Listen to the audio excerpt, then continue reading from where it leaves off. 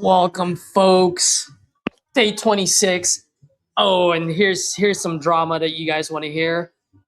Justin, you're live on YouTube. Hello? Can you hear me, buddy? Yes, sir. Hey, Am I can you hear me okay? am I on speakerphone with anyone, or are you just by yourself? Not by myself, but you're in my ear. Oh, okay. Because you're live on YouTube. Should I mute myself? So just in case. All right, Edward, you're on. All right, let's start calling these red panda leads. All right.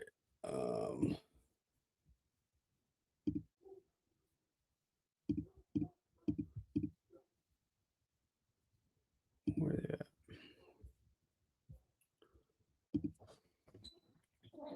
All right, let's call Rhonda.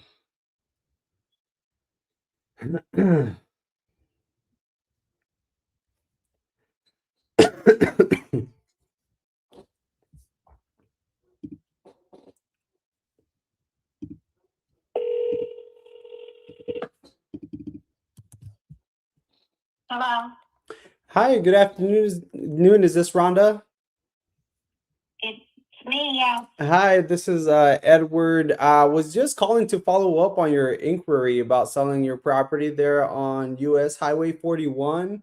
Is that still something you're considering? Yeah, I was just kind of looking into it. Oh, okay, great. How much were you thinking about getting for it? Well, I'm not sure. I know the property tax value, but I don't know what any. I haven't done anything else. Oh, okay. Okay, yeah, no worries. I definitely would like to see how we could help here. And just so I can, get a better feel for like the property and see if, we can put something here that lines up with what you're looking for. Can you walk me through like do you like live here? Is it vacant or what's going on with it? I live here. This is my parents' property. I inherited it when they passed away. They lived here for 48 years. Oh, wow. And how long have you been living there? I've been here 6 years now. Oh, cool. And where are you headed to next? I'd like to move closer to my kids in Indianapolis. Oh, that's where you're moving to now? That's where I'm looking at, yes. Looking at. Oh, okay. You said closer to your kids? Yes. Oh, okay. Awesome. And while I'm trying to take a look here at the property as I'm trying to pull it up right now, I guess if you don't mind me asking, like what made you consider, I guess, moving on from the property now, aside from, moving closer to your kids? Well, I'm beginning to get some health issues, and I don't want to be so far away from them that it takes them so long to get to me if I need help. Oh, geez. Well, I'm sorry to hear that. I mean, are you okay, or what's going on when you say health issues? Yeah, I have fibromyalgia, and some days it's just a lot to deal with. Oh, man. Okay. Well, I'm so sorry to hear that. Hopefully I could help out here. Because, I mean, how long have you been dealing with that? About 4 years now. Oh, geez. Well, I'm sorry to hear that. I know that could definitely be tough. I mean, how's that been like for you with the last 4 years? It's been pretty tough. In what way, if you don't mind me asking? Well, it's just I have a little over an acre, and it's a lot of mowing and a lot of weed eating, and a lot of the house is a 3-bedroom, 2-bath, and it's just a lot to take care of. And it's only you pretty much maintaining it yourself at this point? Yes. Oh, man. And you say you've been dealing with that like for the last 6 years, just maintaining it all yourself and all that? Yes. Oh my goodness. Yeah, that could definitely be tough, just for one person. So I could definitely understand that. So let me see here. Because at the end of the day, I do want to help as much as I possibly can. And at the same time, like to be upfront, we are investors, right? So like when we look at some of these properties, we do have to make sure it can line up from like an investment standpoint is all. That said though, like I also want to make sure, it works for you as well. So it does help have these conversations just to get a better understanding of things, right? To see how we can, put something together that works for you there too. So I guess to see how we might be able to help here. I know you're looking to move closer to your kids and all that. I mean, did you already have a place lined up, or what does that look like? What are you ultimately, I guess, like looking to accomplish? I don't have any place lined up yet. We were just talking about it this week, and I decided to just start looking and doing some inquiries. Oh, okay. And do you currently like still mortgage on the property, or is it like paid off at this point? It's paid off. Okay. Okay. Perfect. And bear with me because I am taking a look here. My only concern with just a quick glance at it, I mean, just where the market is, I don't see a whole lot of activity. I know you're a little bit out a little bit rural there. Now, does the property need any work, or what does that look like? The house, I mean, it could use it's in good shape. Anybody could move in and just live here. Probably whoever moves here is going to want to do some remodeling. The bathroom is the original bathroom. That's having, my parents put in a new tub and tub surround, a new sink, and new toilet. But I mean, it could use some updating. The attached garage roof is definitely going to be needing replaced. Other than that, the roof on the house and the roof on the outside garage are both 5 years old. They're metal, so I did have that done. But it's just, I mean, it's a good structure, a home. Right. Okay. So it sounds like nothing major though, right? That would need just maybe updates and cosmetics and things like that. Yeah, there's nothing major wrong with it at all. I mean, it's total electric house. My electric bill runs about $300 a month, and like I said, that's total electric. Oh wow. It's not. I mean, there's nothing. Nothing that I have to move from. It's just I just want to be closer to my kids. Well, yeah, no, I can definitely understand that because, like how you were saying earlier, I mean, what if something does happen and nobody is around, right? So that could definitely be, you know, something that I would be worried about, right? There, so I understand that. Obviously, the most important thing is obviously being closer to family and you know, having that support there. So I totally understand. Now, I guess if you were to sell this, I mean, like how soon did you want to make the transition, or like kind of what was like your time frame there? Before fall, I'd like to be closer so I have a granddaughter and I'd like to be able to help with her school and getting her to school and from school and stuff like that. Oh, that's wonderful. How old is she?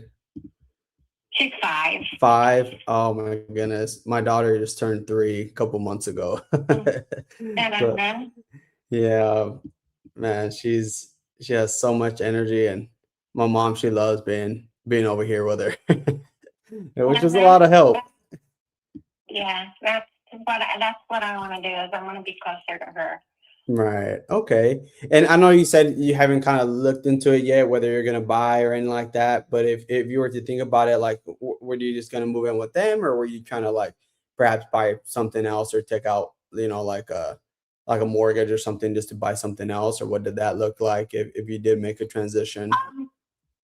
I'll probably go into an apartment for a little bit because they would like to relocate further into the country, and I would maybe put a modular up on their property. Oh, okay. Well, yeah, and that makes sense too, because in the meantime, you don't even have to do the maintenance and stuff like have you been doing here, right? Right. Right. Okay. Cool. And like I said, I am taking a look here. I want to help as much as I can. Now, just my only concern, like I mentioned earlier, like just where the market is right now, it is a little bit slow right now and not a lot of activity there. Now, that being said, like if we're able to come in and still, purchase a property as is, obviously cover all the closing costs and work within your time frame. Like if let's say offers came perhaps a little bit less, where they're maybe in the range of like 80 to 90? I mean, is that something that you feel like that will still help to at least make that transition so that way you can get closer to your kids? I don't know at this point. I'd have to talk to somebody and have them come in and tell me if it's a fair value or not. Okay. Yeah, because you said it's on a little less than an acre, right? No, it's more than an acre. It's like an A acre and a 0.98? quarter. Yeah. Yeah, because I pulled it up. No, So it's no, I have over. a little bit more than an acre. Okay. But it is a 3-bed, 2-bath though, right? Yes, with a full basement. With a full And, basement. Right.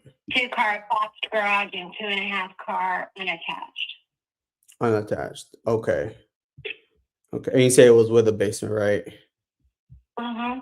Okay. Now, I do see one far out, but that one sold for 185, but it was fixed up, right? And that one's similar to yours based on what I'm looking at here. It said, like I said, 185. Now it seems like it's a pretty big home, right? Like at least over 2,000 square feet at minimum without counting the basement. Yes. Okay.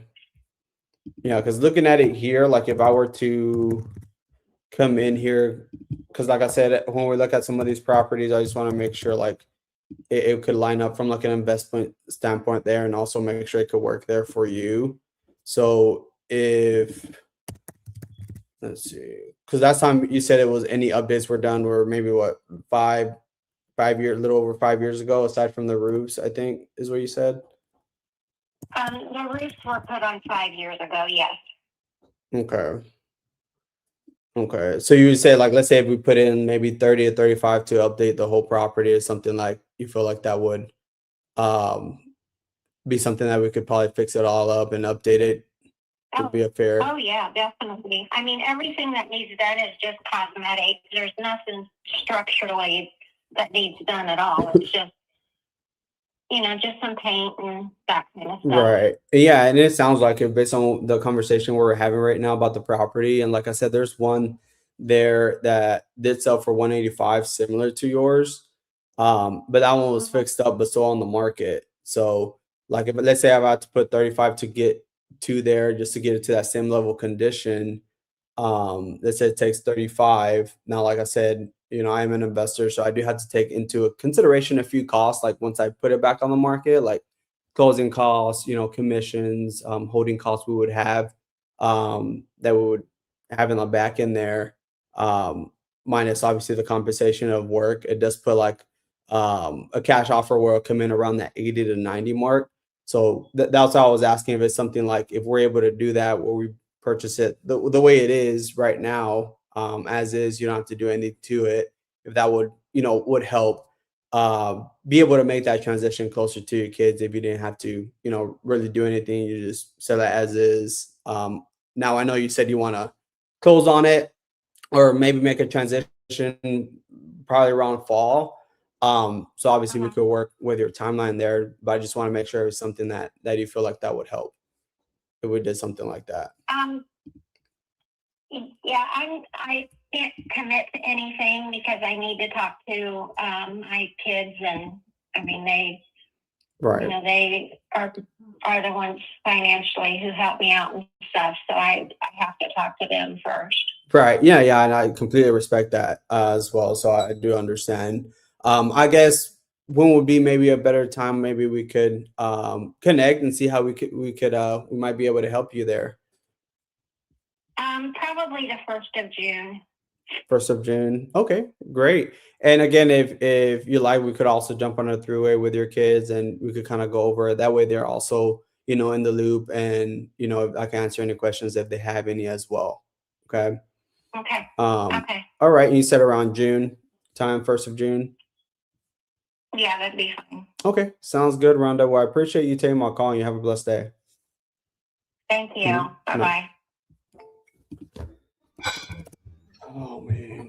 It sounded like it was going well. So, and like in the beginning, it was, but she was indecisive towards like in the beginning there. I know she told me it was a little bit like she was still kind of looking at it. So I kind of figured it was be like that towards the end a little bit. Nice, But nice. one though, definitely a good Well, lead. Yep. So far, I mean, we've got 4 leads, 1 contact already. I thought that was a pretty good conversation. I mean, at the Yep. end of the day, that's all we can really ask for when we buy leads, right? Just to be Yeah. able to go belly to belly with someone. And whatever happens after that, that's our job. Mhm. That's where we come in and use, Yep. closer formula and really try to solve a problem. Exactly. So that looks pretty good so far. I was gonna call your other one. I was like, no, call the other one, bro, Debbie, because I think you were on the phone with someone else, right? Right. Yeah. Yep. Let me just put Still, some notes still trying to figure out why this thing is not here. assigning it correctly, but I called and text messaged my 2.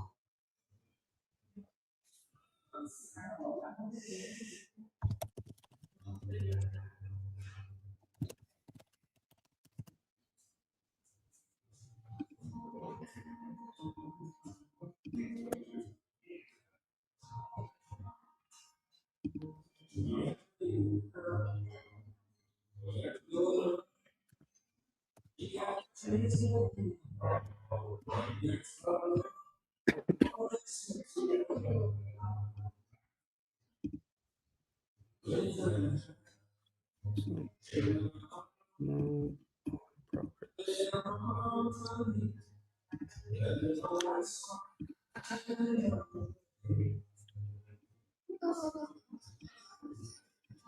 PPC lead routing. All right, let's see. How does this lead routing work? Mm.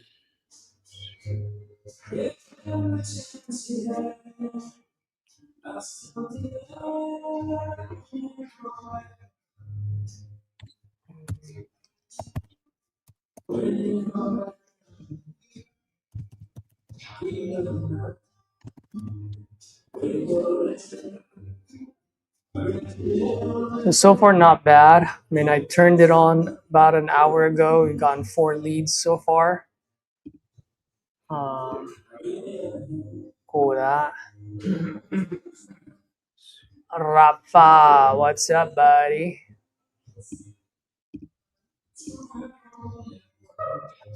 Oh, speaking of Rafa, let's call some of your leads while we're waiting for these other leads to come in. It's called Debbie. Let's see this one. Ooh, 808. That person might be in.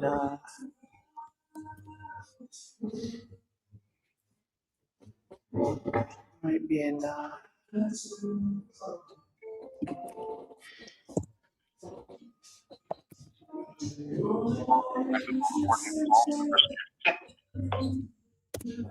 Hello? Hi, is this Debbie? Hi, Debbie. This is Edward. I was just calling to follow up on an inquiry here about selling a property there on Ironwood. Is that still Yeah. something you're considering? Yeah. Great. Yeah. Oh, okay, great. How much are you looking to get for it? Well, excuse me. I just had an investor call me back and he already offered me $475,000, and he's going to try to get me $500,000. I'm going to hold with the $500,000. Oh, wow. So, okay. So he's trying to get you 500,000. Yeah. Oh, wow. I tried 25.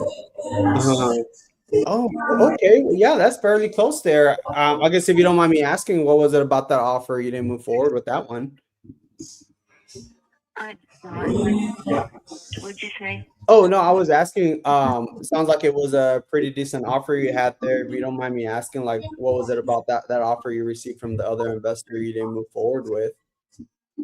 I got it because my son. Well, see, he offered 455, and look at the ticket. And I told him that I didn't think my son, his name is Michael, that would agree with it. And he has got a lot of realtors, investors that he works with at the bank. Mhm. And so he just says, I don't think he will, permit that because he also has to sign, like a marriage thing. My husband passed away, and my son is kind of guiding me through all of the finances. Mhm. My husband set it up that way. Yeah. Anyway, I said, I don't think Michael would go for that. And so he's going to try to get me closer to 5. And if he does, they're going to help us do all the closing. They're going to help me move, Mhm. find a place to live, that kind of thing. So, Right. but my son hasn't answered me back yet. I do not know what he's thinking. Oh, okay. And I guess just curious, like I guess when you saw our site there, what was it about our site that kind of got you to maybe want to look into this a bit further? Well, I didn't know what he was going to offer me, and I didn't be as good as I could, and I'm going to take the best offer. Mm-hmm. Oh, okay. It's just the only money I got coming in out of grandma, and so I need as much money as I can to buy me another place and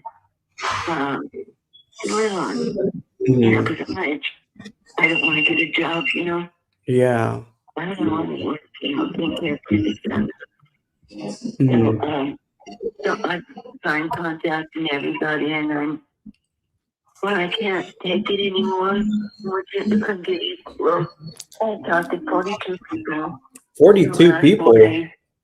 Yeah, I went online and said, you can buy my house, I'll pay cash.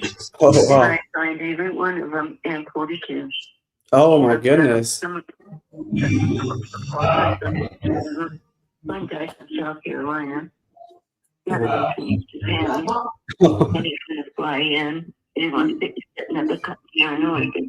Anyway, and so I just wait for everybody to be a little up, and I come on. If I don't get like 25, I'm not selling any links. I'm not selling. So they all know the price. Right. But you can't do it. You can't do it. It's really nice talking to you. And that's kind of when we kill you too. Oh. If your company can't come up with that, it's really nice talking to you. Yeah. Hey, you must be with Tammy. I realized that it's I'm sorry. Can you hear you? Hello? Oh, yes. I'm actually just responding to your online inquiry. It looks like someone filled out a form on my site about potentially selling 120 Oak Street. And they come to our. Yeah, is this Tammy? Okay, wonderful. I'm glad I caught you, ma'am. Yeah, it looks like you're looking to sell this property. I am pulling this up right now. And how much are you looking to get for this? Lots of money. Anyway, he was here. And he said, I'm sorry, what was that? And while he was waiting for it to turn out. 65, 65, is that right? Anyway. Okay, just want to make sure I heard you correctly. Now that's not 6,500, is it? So anybody on this side of the golf course all right, perfect. So I am pulling this up right now. While I do that, can you tell me a little bit what you got going on over there? They've already got 5 more. I don't want to be here when they come to absolutely. Anything and everything you can tell me. I mean, as far as the property goes. I just want to know what's going on. Sorry. No, that is great. I appreciate. I actually enjoy having this conversation here with you. Good question. I guess if you don't mind me asking, I guess what has you? I mean, maybe just considering like moving on from the property versus just holding on to it and just staying there. On Monday, and stuck on Tuesday, didn't know what happened. Oh, man. Oh,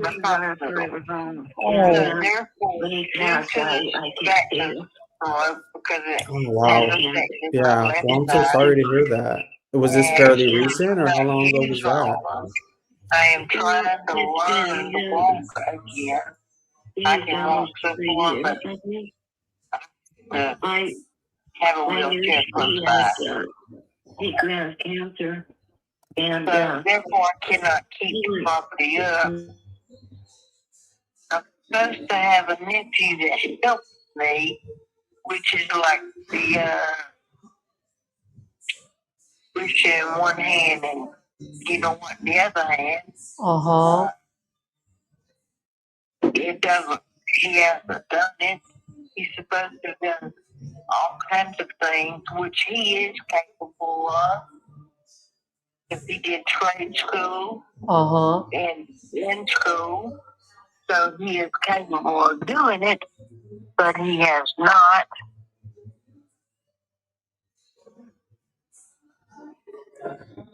Tammy, you there?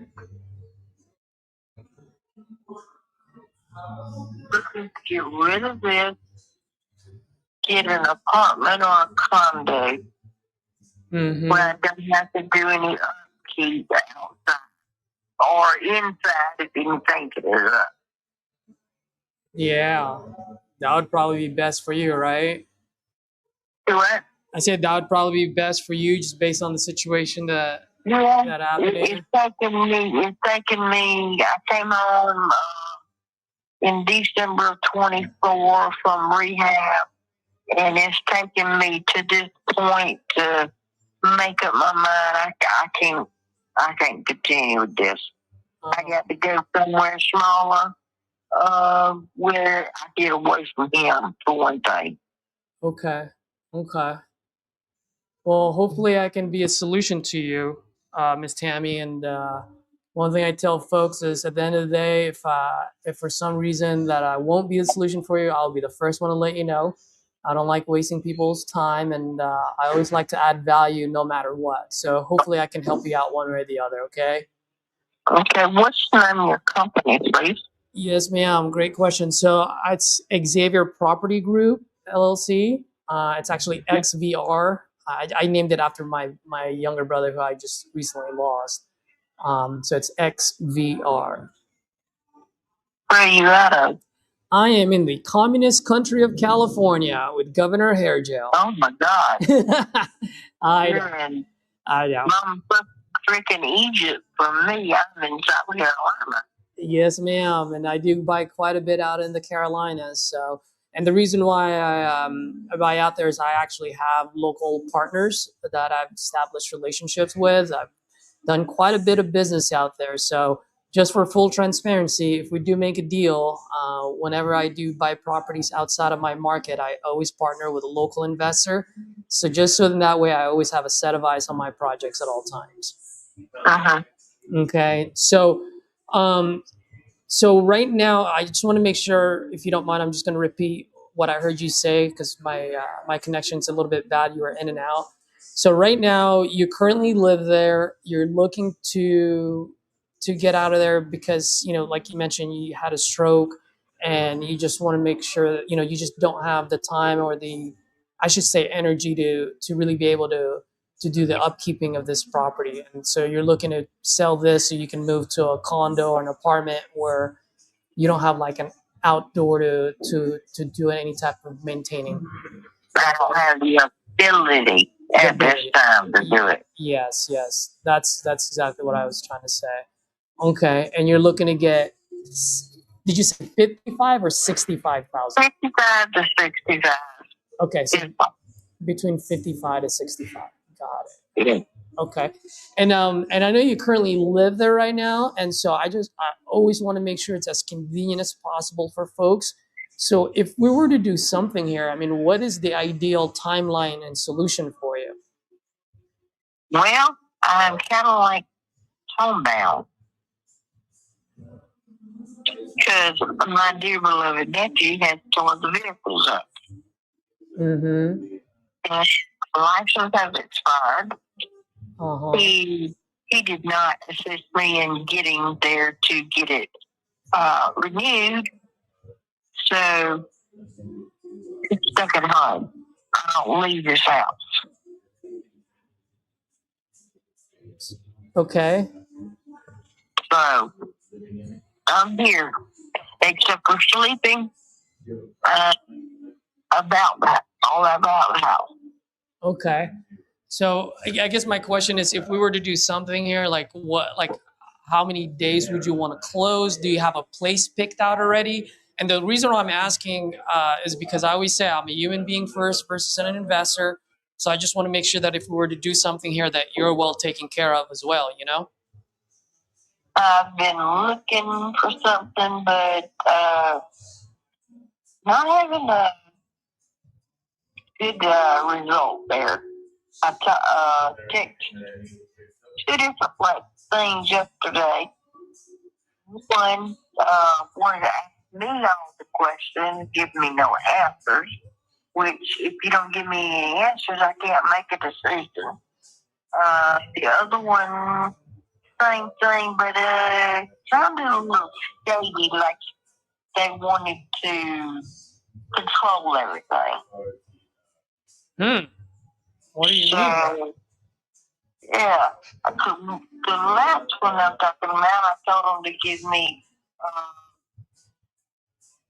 the location of where the property was, and where I could talk to my brother about it, because I like to have an opinion of somebody else, you know. Mm-hmm. And they told me not to bring my brother into it. They would come pick me up and take me to the property and show me the property. That sent up red flags to me. Mm-hmm. I'm former law enforcement and worked security over 20 years. So I don't believe I'll be renting anything from that individual. Okay. All right. And I've talked to other places. I can't afford them. They want 12, 13, 14, 15 a month. Oh my. Can't afford that. I'm on Social Security. Yeah. Jeez. If I want to go across the state line, it's a little cheaper. But I've never lived anywhere but South Carolina. Mm-hmm. And I'm not too thrilled about living in Georgia. Mm-hmm. So I'm kind of like between a rock and a hard place right now. Okay. So if I'm hearing you correctly, you don't really have a place picked out yet, right? You're still looking around. Okay. Yeah, and then that's totally fine, Miss Tammy. And this is the reason why I was asking that question, is because I'm actually working with a lady. Her name's Deidre out of Lufkin, Texas, and she's in similar situation where she inherited this property from her mom, and I mean she's been living there for the last 6 years now. And it's a very similar situation where she had some medical condition where she really didn't have the ability to to do any of the upkeeps. So now we're actually under contract, and I have it under contract where I'm buying it at a certain price point. But I also have it on the contract where it's contingent to her finding a suitable place for her to move. So in other words, she already has a buyer. I'm buying her property. And it's contingent on her buying a place, right? Because the last thing I want is to buy a property and next thing you know, you're out on the street. I don't want to do that. And so that's the reason why I was asking, just to make sure you're okay and that we can put the right terms. I don't want to buy anything. I'm too old now to own any property, in my opinion. I'm looking into going to an apartment, trying to go to an apartment somewhere, or a condo. Mm-hmm. I don't love anything I got to take care of. That's right. So let me ask you, let's say we do agree on a price point, and what I can do is put a contingency on that contract, meaning, hey, we'll only close when you do find a place to move to. I mean, is that something that you would be open to and that you would be willing to move forward with? You blacked out. I didn't hear what you said. Oh, what I was mentioning was that if, let's say, we do agree on a price point, and then what I can do is have a contingency on the agreement saying that, hey, we'll only close on this when you find a place to move to, just so that way you're protected. You know what I mean?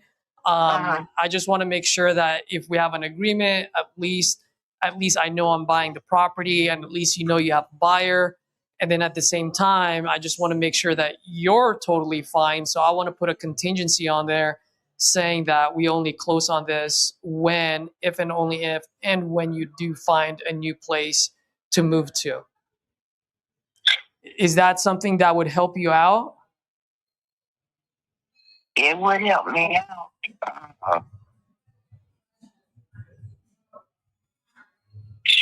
Have you got any connections here in the area to apartments or condos? That's a great question. I have a few investors in there that I've done business with in the past, so I can definitely put some feelers out there. I can let them know to start looking, or if they hear anything. And they also have property managers, so I can also just let them know to let their property managers know if there's any apartments out there that you might be able to move into. I'm looking at a price range of between $500 if utilities are included. I can go to 8. All utilities. All utilities included, $700 to $800 a month. If they're not, I can go 8. Okay. The house, yeah. The house is right at $500 a month. Mm-hmm. I can, and I have to pay all utilities and everything here. Mm-hmm. So if I find something somewhere else, I can go 8 if utilities are included. Okay. All right. I'll definitely. Things are not cheap. Yes, ma'am. I mean, just like food, I've got a food card from my insurance. You know how much it's for? $94 a month. Wow. That's it. Yeah. Well, hopefully I can put some money in your pocket so that can take care of a little bit of that, a headache away from you, So I'm still looking at just the market in that area. And so let me just, explain to you how my process works. One thing I always tell folks is that, I genuinely want to put as much money as I absolutely can in your pocket and help you out, get you to your next chapter. That being said, I also just have to be fair to my business.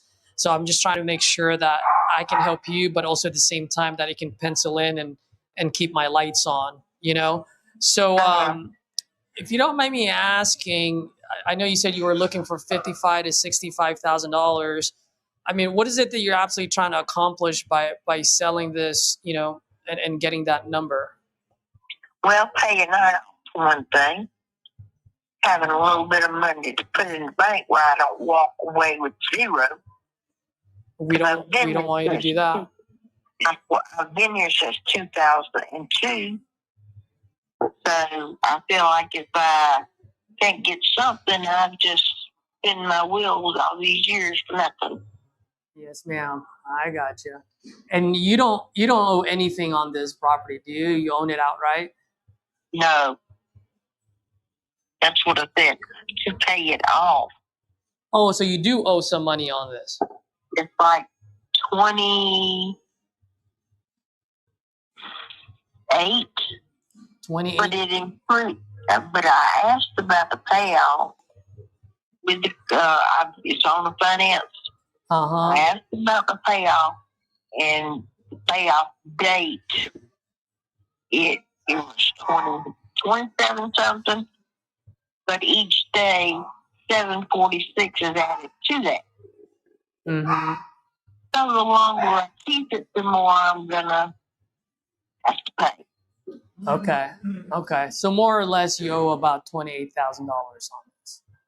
Yeah. Okay. All right. So let me ask you. I mean, obviously, if we do make a deal here, like you mentioned, that is the first thing that needs to get paid off first, right? So at closing table, title will make sure that gets paid. So once I pay off that $28,000, I mean, need in your pocket, so that you have a new place and you've got some money in the bank? Now that I'm not sure, because I do want to fix my vehicle, because I intend on driving again. And the hell with depending on anybody for anything. I just want some money in the bank to fall back on. Yeah. How much of the vehicle, what kind of vehicle are you looking at? How much is that going to cost you? I'm not really sure. It's a Jeep Patriot that I've got. I've also done an Expedition, and honest to God, I don't know for sure what's wrong with either one of them.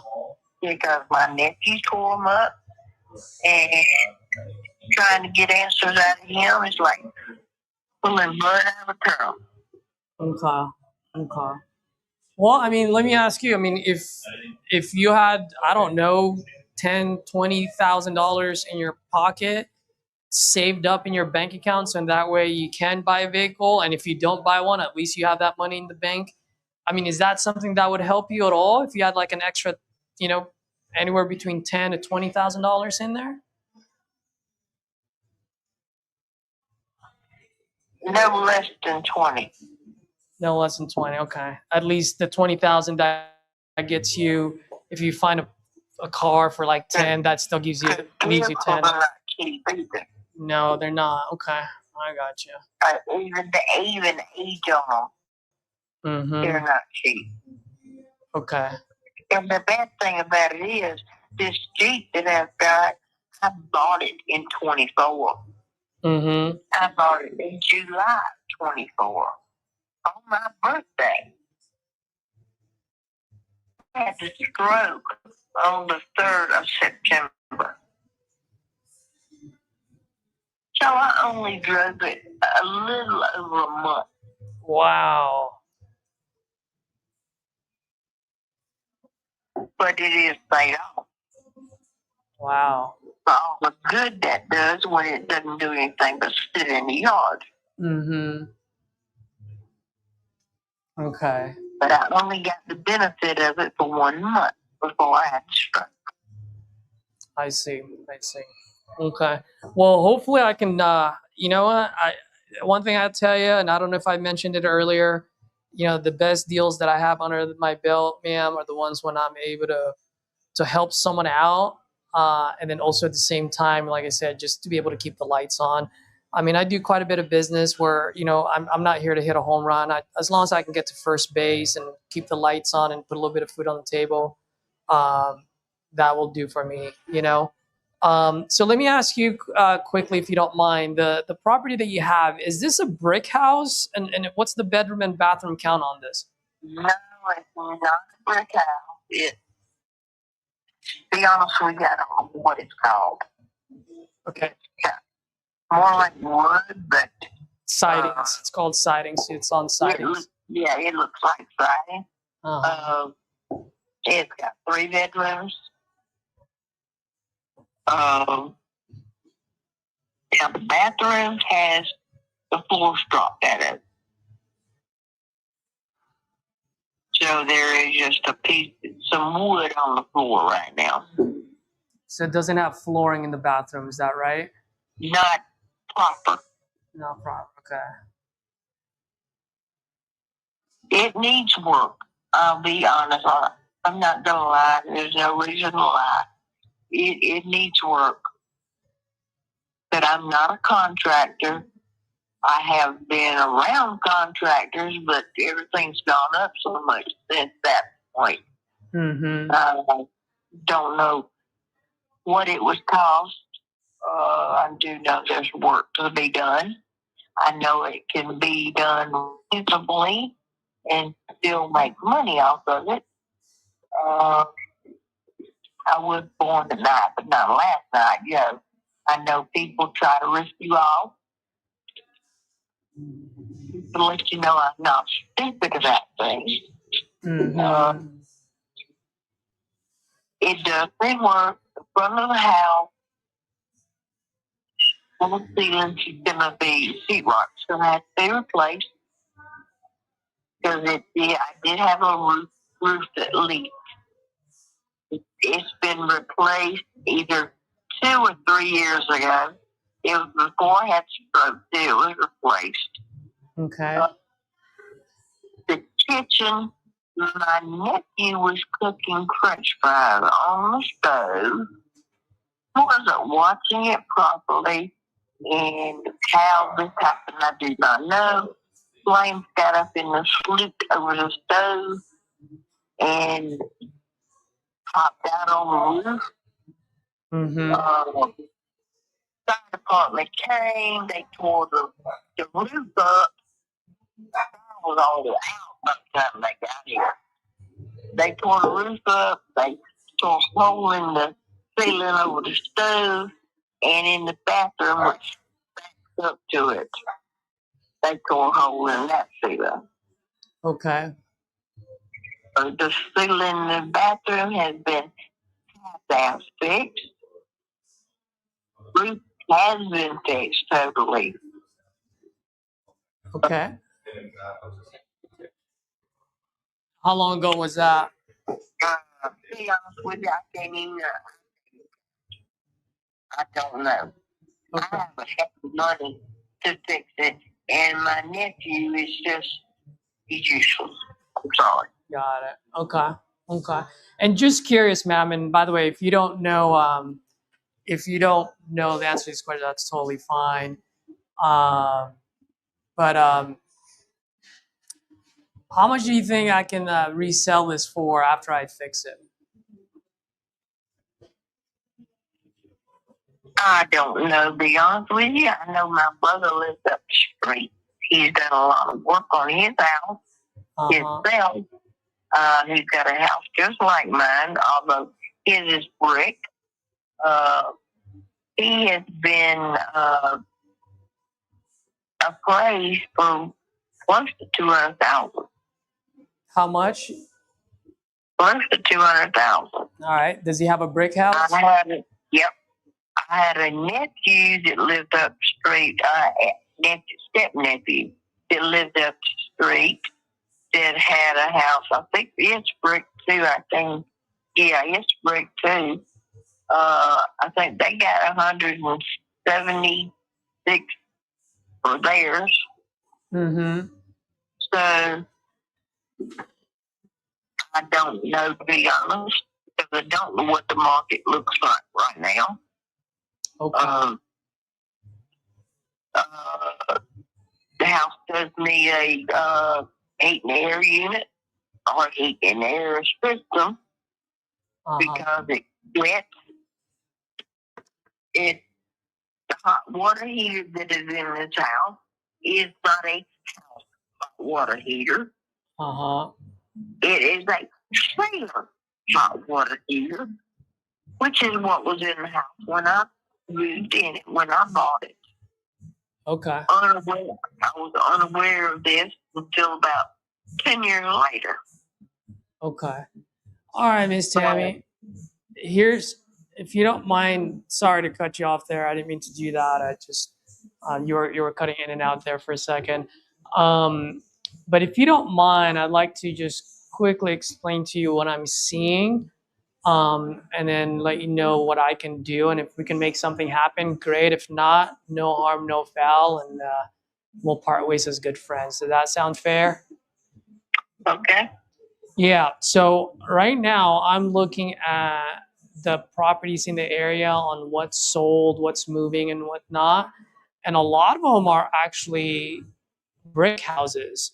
And so right now, any brick houses, the cheapest brick house that I see here is sold for $132,000 back in July of last year on Green Street. So that's pretty near you, right? I think that's like the next block. Yeah. And so right now, just based on seeing all the other brick houses, because it's like 130, 160, 150, 140. So right now, the way I'm looking at it is for a brick house, it's about like mid 100s and then up to 200, like you mentioned. For a siding house in that neighborhood, it's probably going to be in the low 100s. If anything, probably like 100, maybe 110 at the most, just because a brick house is just worth more than a siding house. Does that make sense? Yeah, I wish this was a brick house. I'm sorry? I wish this was a brick house. Yeah, I know. I wish it was a brick house too. Oh, and the house is total electric too. Yeah, I completely see. Okay, so here's how I'm looking at it for a 3-bedroom. I think you said 1 bathroom, right? Right. I mean, if I can only resell it for 100,000, and like you mentioned, and by the way, I appreciate your transparency. You did mention that you do, it needs a little bit of work, right? It needs to be done in order for me to try to sell it for about 100, 110. So I'm not going to bore you with all the numbers. That being said, it will take me a pretty penny to get it to 2026 standards. And so if I were to purchase this property, I would probably be like anywhere between, and I'm going to give you a range because I haven't seen the pictures yet, but I'm probably going to be in the range between 38 all the way to about 48,000. So if I can put $20,000 in your pocket and pay off that 28,000 and give, and work with you on your timeline to find you a new place, I mean, is that something that would help you out? Yes. Okay. So here's what I'm proposing, and then let me know what your thoughts are, and if we can make it work, that would be great. This actually works out because let's say, I'm willing to send you over an agreement, which is only 2 pages, which just says, hey, we're looking to purchase this property at this price point. We'll close on it once you find a place. So we'll put a contingency on it. We'll do like a 60-day close, but once again, it will be contingent on you finding a place. So if you don't find a place and we're on the 59th day, then we'll just go ahead and make an extension if it makes sense, right? Or we just don't do it at all. So either way, we just want to make sure that you're protected. Okay. Now I've got a question on that. Sure. You're giving me a figure between 38 and 48 right this second. Okay, you're telling me about paperwork that you want to send me to sign. When you come to this house, which I know that you're going to send somebody to look at it. Yes, ma'am. You're going to change those figures on me. So here's the thing. If we walk in there and let's say half the roof is gone or the kitchen is flooded or there's foundational issues, then of course, ma'am, like if it's going to cost us $10, $20, $30,000 more, yes, I will come back to the table and let you know. Now, if it's just nicks and knacks in here and there, I don't care. I'm not here to nickel and dime folks, right? I just want to make sure that I'm also protected because there's a lot of unsavory people out there and they'll lie about the condition of the property. And next thing you know, we go in there and it's like, it's a burnt down house. You know what I mean? Yep. Yeah. So, but I'm being honest with you. Thoughts has crossed my mind to put a match to it. What was that? As the old saying goes, the thoughts cross your mind about putting a match to it. Oh, yeah. But I'm not dishonest. I can't do something like that. Yeah. So, and same here. And so that's why I'm pretty transparent. That's why I gave you a range. And like I mentioned to you earlier, if you remember, I do want to put as much money as I absolutely can in your pocket. I just got to be, fair to my business. So I don't mind sending over an agreement for 48.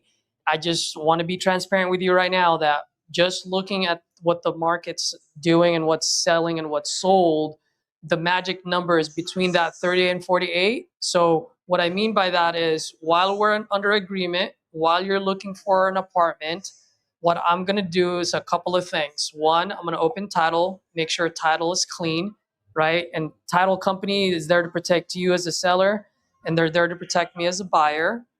Okay. And then while they're doing the title search and while you're looking for an apartment, I'm going to send multiple contractors out there. And also I'm going to send my local investors out there as well. just to set up eyes, set of eyes on the house, just to make sure everything you mentioned checks out. And I think it plays out because that gives both of us plenty of time. So while you're doing, while you're looking for an apartment, I can be doing my due diligence. Okay. Does that sound fair? What do I have to pay in all this? What do you have to what? Okay. You don't have to pay anything. If anything, I'm paying you. I'm buying the house. None of the inspections, that doesn't come out of your pocket, ma'am. It's my business, and that's my business expense. So it doesn't cost you anything. All we're doing is, while you're looking for an apartment, we're running title, and then I'm also doing my due diligence to send my guys out there to make sure that, I'm gonna have to get multiple bids to get my rehab costs as low as possible, so I can give you as much as possible. Right. Okay, I'll be honest with you. At this present time, it looks like a trash dump because of my nephew. It looks like a what? It looks like a trash, you said? Trash dump. Oh, it looks like trash. Okay. Yeah, you pull up. Looks like somebody just dumped that trash all in the yard. Ew. And if I could get out there myself, I'd go out there and I'd have it cleaned up every day. Mm-hmm. But I can't, and I cannot force him to do it. I got you. All right. Well, at the end of the day, we're really going there just to look more for the condition, to see what we can do and how much it's going to cost us. Now, we will buy the property as is, so you don't have to worry about fixing anything. Take with you what you want to take, leave behind what you don't want. Now, if you can have your nephew clean up that stuff, that would be great. If you cannot, I just want to be transparent with you. If you cannot, then that will cost us, it will cost us more to do what we need to do, because getting a dumpster out there and cleaning that up, that can cost anywhere from $5,000 to $12,000. And so, once again, while you're looking for an apartment, it allows me to do my due diligence and really dial in on those numbers. Okay. All right. So here's what I have. I have the email address I have on file.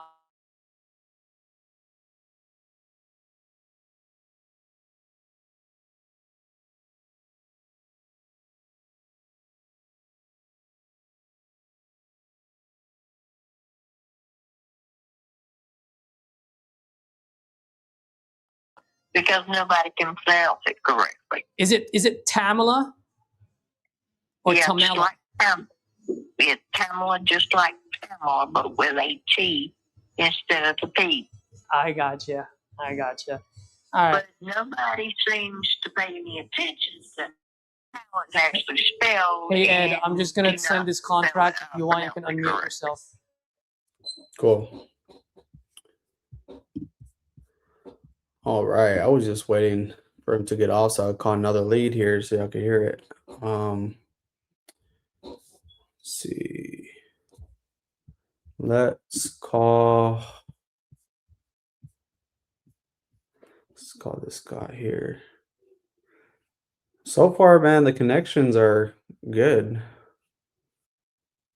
It's like every dial I make, they answer. Where's it at?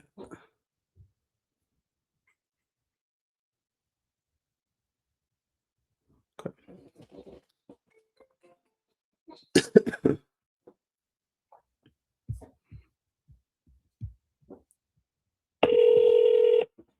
Hello.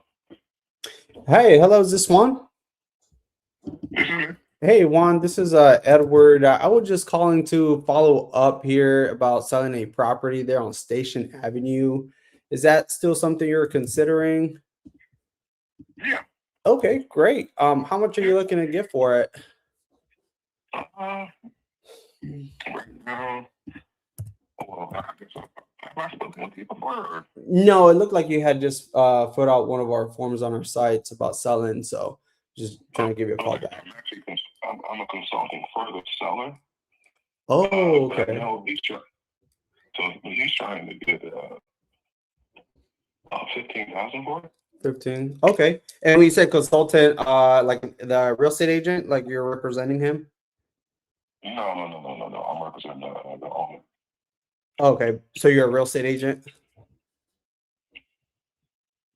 I'm sorry. No, I was asking, so you're a real estate agent? No, I'm not at all. Oh, okay. So you're a wholesaler, or what do you mean? People keep asking me that, so I guess you can probably tell, yeah. Gotcha. Yeah, I just want to make sure I could just want to make sure what's going on here. Just that way I'm able to help here. Okay, well, cool, man. Well, let me just see what I could do here. I'm gonna ask a few questions just to get a better feel for the property and see what we can line up here based on what your guy there is looking for. So, I mean, walk me through. Is this like a property that's vacant, or is he living there, or what's going on with it? It's someone living there. It's someone living there. It's probably gonna be a full rehab. Top in the area, I think 160 and 170. What else here? It's gonna be a full teardown, I think personally, but A tear down.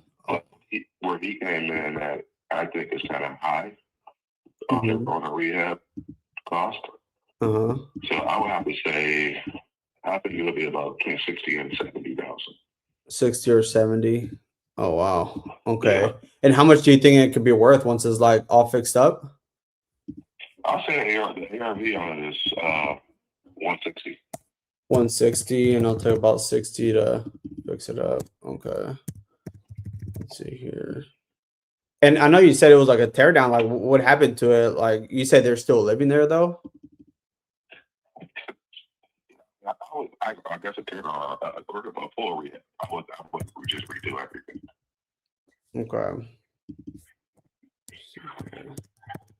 What would it need? Like, what would that consist of? The 60,000. Okay, hold on 1 second. Yeah. Get that right there. I would say this one. It's a host of things that it would be.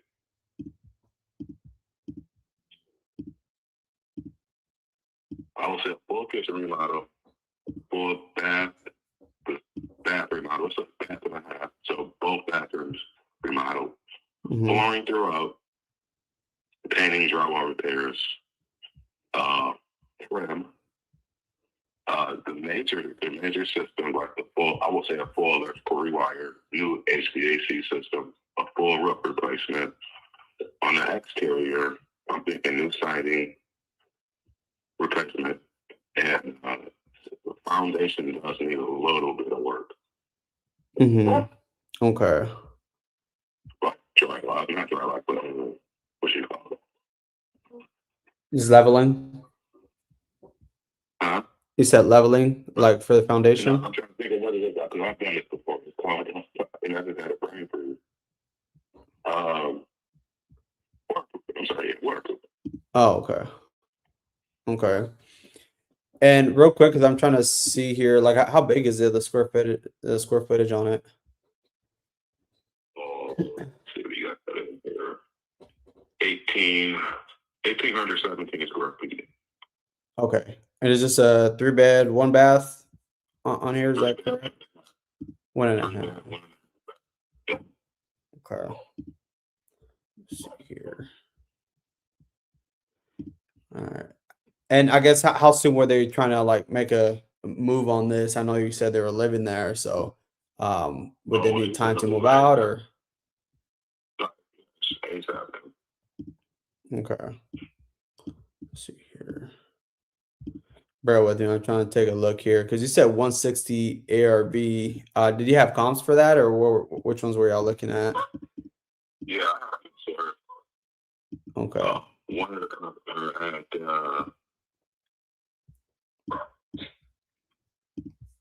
one's at 139. That's my first one.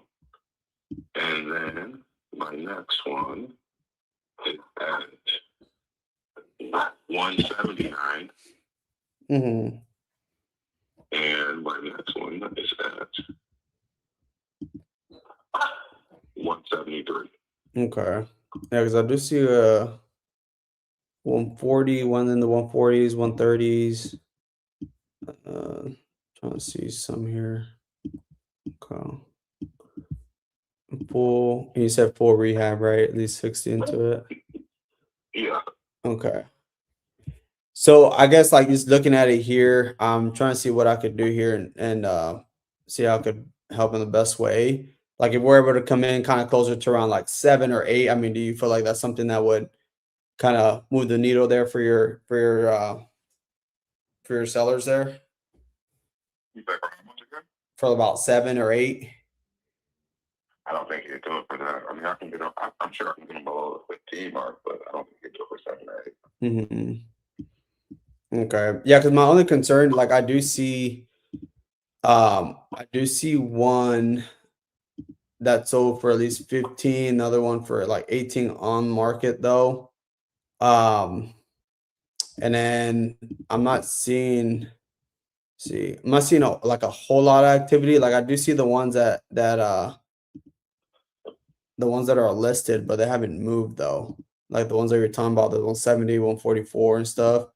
That's just my only concern there. I think I most likely had to be around that, like around $8,000 mark, is where I would feel comfortable making some work here. I guess like at the end of the day, I mean, what are your sellers looking to accomplish, or what's kind of like the situation there? They're trying to get rid of the property, man, honestly.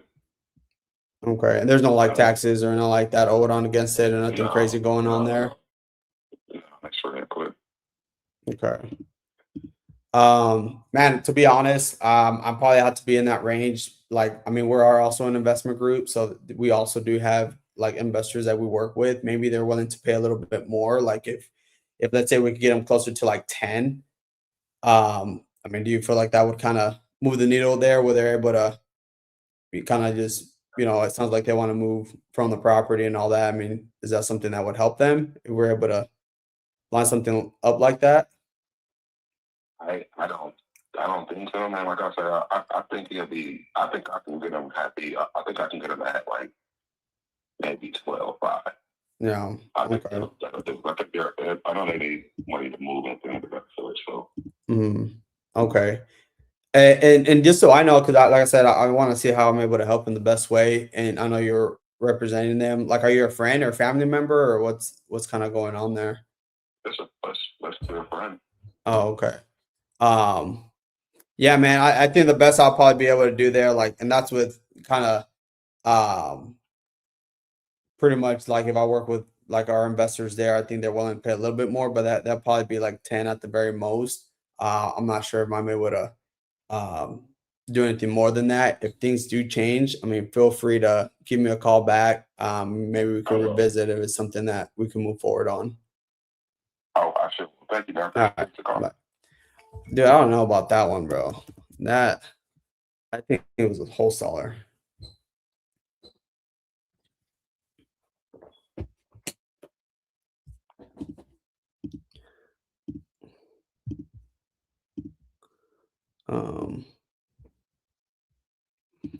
I did see one that moved for 18 and one for 20 in similar condition.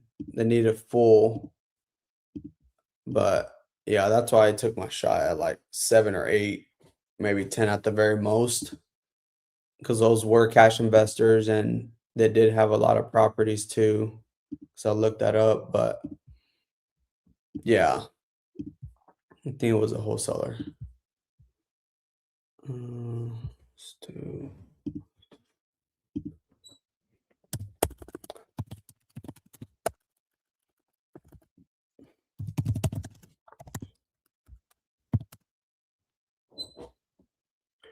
Okay.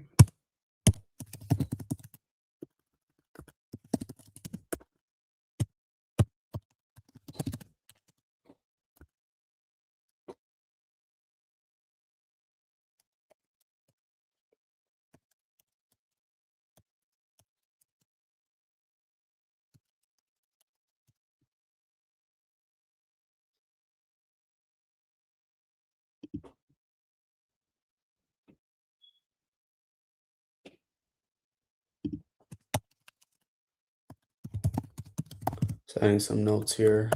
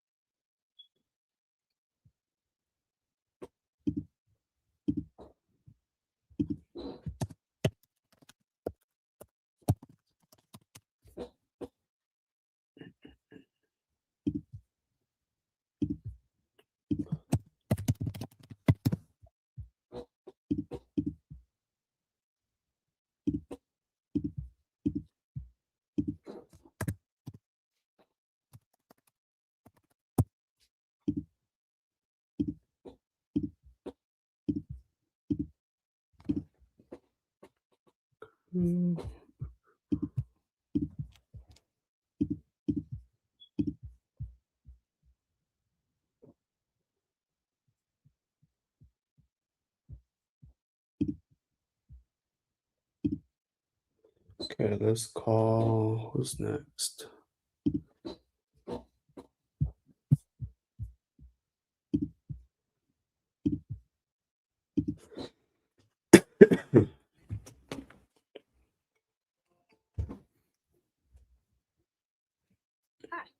You record your name and reason for calling. I'll see if this person is available. Hello, this is Edward.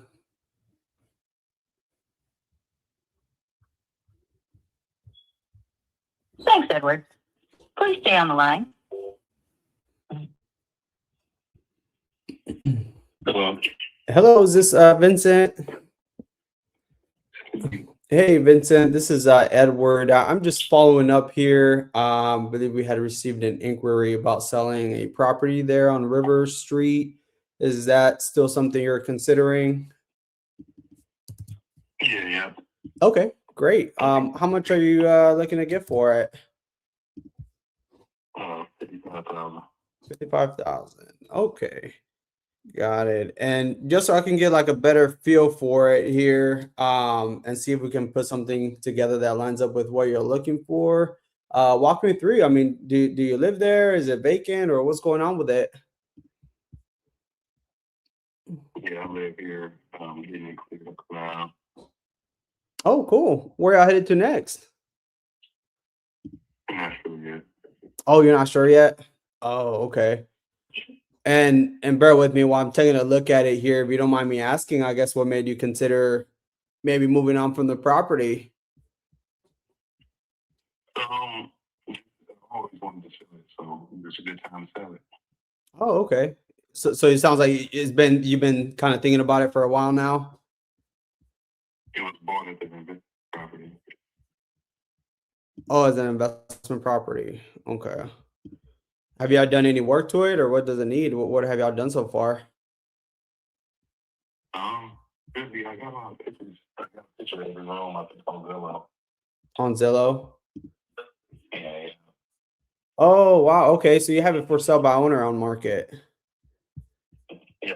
Oh, I see. Okay, cool. Let's see. Okay. Have you got any feedback or any traction lately?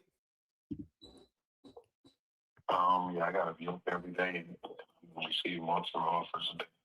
Oh, wow. Okay, awesome. And I guess if you don't mind me asking, like, what was it about our site that kind of made you want to look into this a bit further? I'm just getting as many offers as I can. Oh, okay. How soon were you trying to get this, I guess, taken care of and move on from it? I think it's over before I leave out of town. I'm leaving out of town until probably 25th or something like that. 25th. Okay. Let's see here. And you said it was more of an investment property. I guess aside from like what I could see on the pictures, like what do you think it would still need to, I guess, get it all fixed up? Nothing That's what's on the picture. Okay. Anything beyond the pictures that is not on there that I can't see, or that you say that may need? Cool. Okay. And bear with me here. I'm trying to take a look here. And at the end of the day, I just want to be able to see how we could help, and obviously get you the most I possibly can. That being said, we're our investors to be upfront, just like you. So kind of when we look at some of these properties, we just got to make sure it kind of line up from like an investment standpoint there, as well as, you know, trying to. I'm pretty sure y'all wouldn't be purchasing without, you know, either coming out here or sending an inspector, right? Yeah, absolutely. So like the way our process works, like if it's something that, you know, we're aligned with as far as like price wise, we would just send over an agreement, and then from there we would want to obviously go out, coordinate with you for us to put eyes on it, just to verify the condition based on the conversation we have. I know you had a few pictures there on Zillow, so which I'm taking that. So we would obviously want to go out and verify all that if it's something that we do move forward. That way we're not wasting your time or our time, kind of, you know, scheduling everything there. So it does help that I already have some pictures here. That being said, because I know like initially when we got on the phone here, you said it was more an investment. What do you think it could be worth? Like if I did all the updates and stuff that it needs based off the pictures here, just to see how I could put something here together for you. And it really depends on how far you go with, you know, what you're doing. If it's a level, you know, it depends. Mm-hmm. Okay. It's not like no set price in this area. You know, I got a house next door that's worth 450, and then I got a house across the street that's sold for 30. So it really depends on what you do to the house. Yeah, you said like 130 that's sold. No, I said one house sold across the street for 30,000. Oh yeah. And the house next door is you could buy it for 250 because that's the market price for it. So it's like it's not really, you know, anywhere in between that, you know. Mm-hmm. It depends on what you do to the house. Right. Yeah, that's what I'm trying to take a look at here, because I'm trying to find comparables here. Like I do see one, because this one looks like it's a let me see, I think I just had it pulled up here, a little over 1,000 square feet, 3-bed, 1-bath, right? Or 2-bed, 1-bath. Let's see. Yeah, because I see one that sold for 125, 130, and it looked like it was all fixed up there. It looked like similar to yours. And then yeah, it's not gonna be a lot that's similar to this one because it's sitting on like a 1/2 acre of land. So a lot of Detroit properties just don't have that much land. oh, okay. So you think more like 150 once is because of the land? I mean, probably so. Okay. And the inside just seems like it's cosmetic. Nothing major around like foundation or roof or nothing crazy like that. No, I don't even think that's crazy. Like major wise, I guess I should have said. I mean, get a roof done, shit, you don't pay what? Maybe $3,000, $4,000. Depends what roof we're getting, man. Gotcha. I mean, that's just the prices of the machine. I'm a Yeah.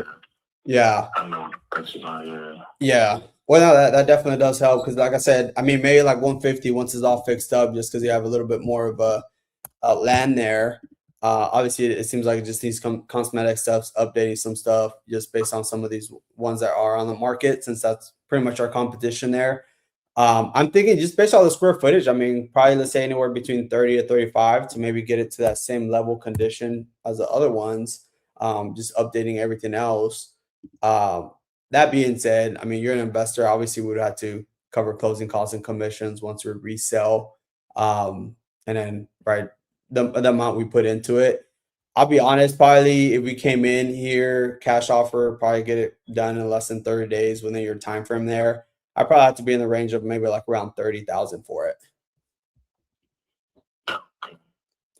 Mm-hmm. All right. Thanks anyway, y'all. Okay, and I guess with like the offer that's on the table, I mean, is that something that would kind of help move on from it, or where do you stand? No, right now I got offers in between 50 and 55. Oh man, dude, that's like right there of your what you're offering. I guess what was it about those offers that you haven't moved forward on those? That's like very close. Time wise, I'm just trying to get a good time. Oh, geez. Okay. Well, yeah, man, that seems like really good offers there. Yeah, best I'll probably do is 30 for it. Probably be able to close pretty quickly, but yeah, that's probably the best I'll be able to do. All right. That was a little iffy, guys.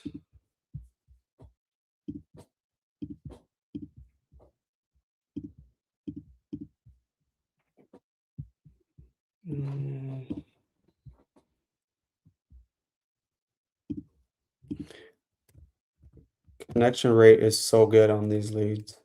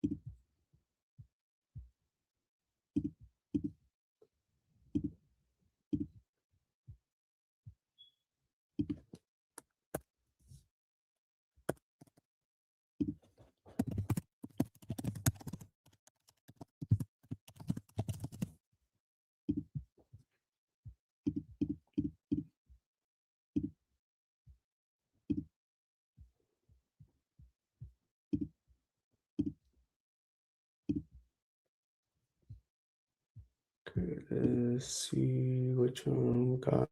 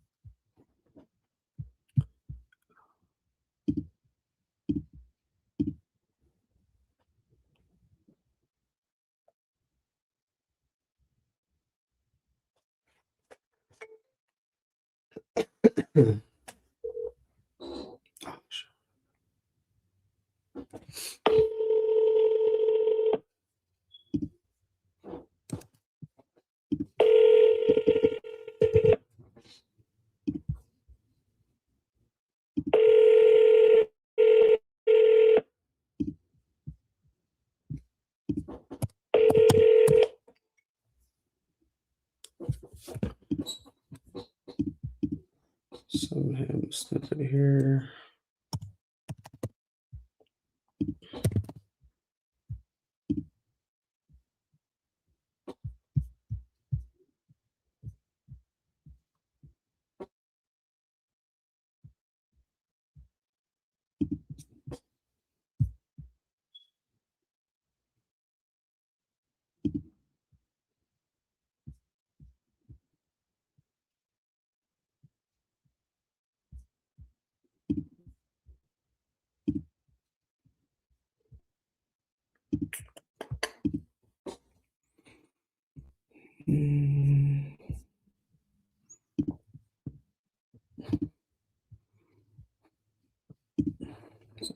Let's see.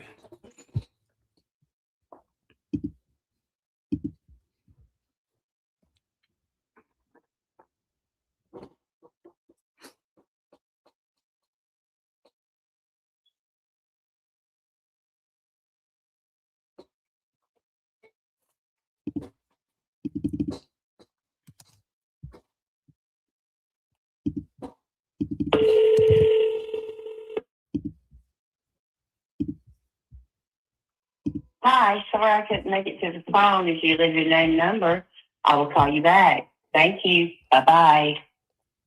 At the tone, please record your message. When you've finished recording, you may hang up or press 1 for more options. To leave a callback number, press 5. Hey, Foy, this is Edward. I was calling to follow up on your inquiry about selling your property on New Moon Drive. If you are still interested, please give me a call back. Thanks.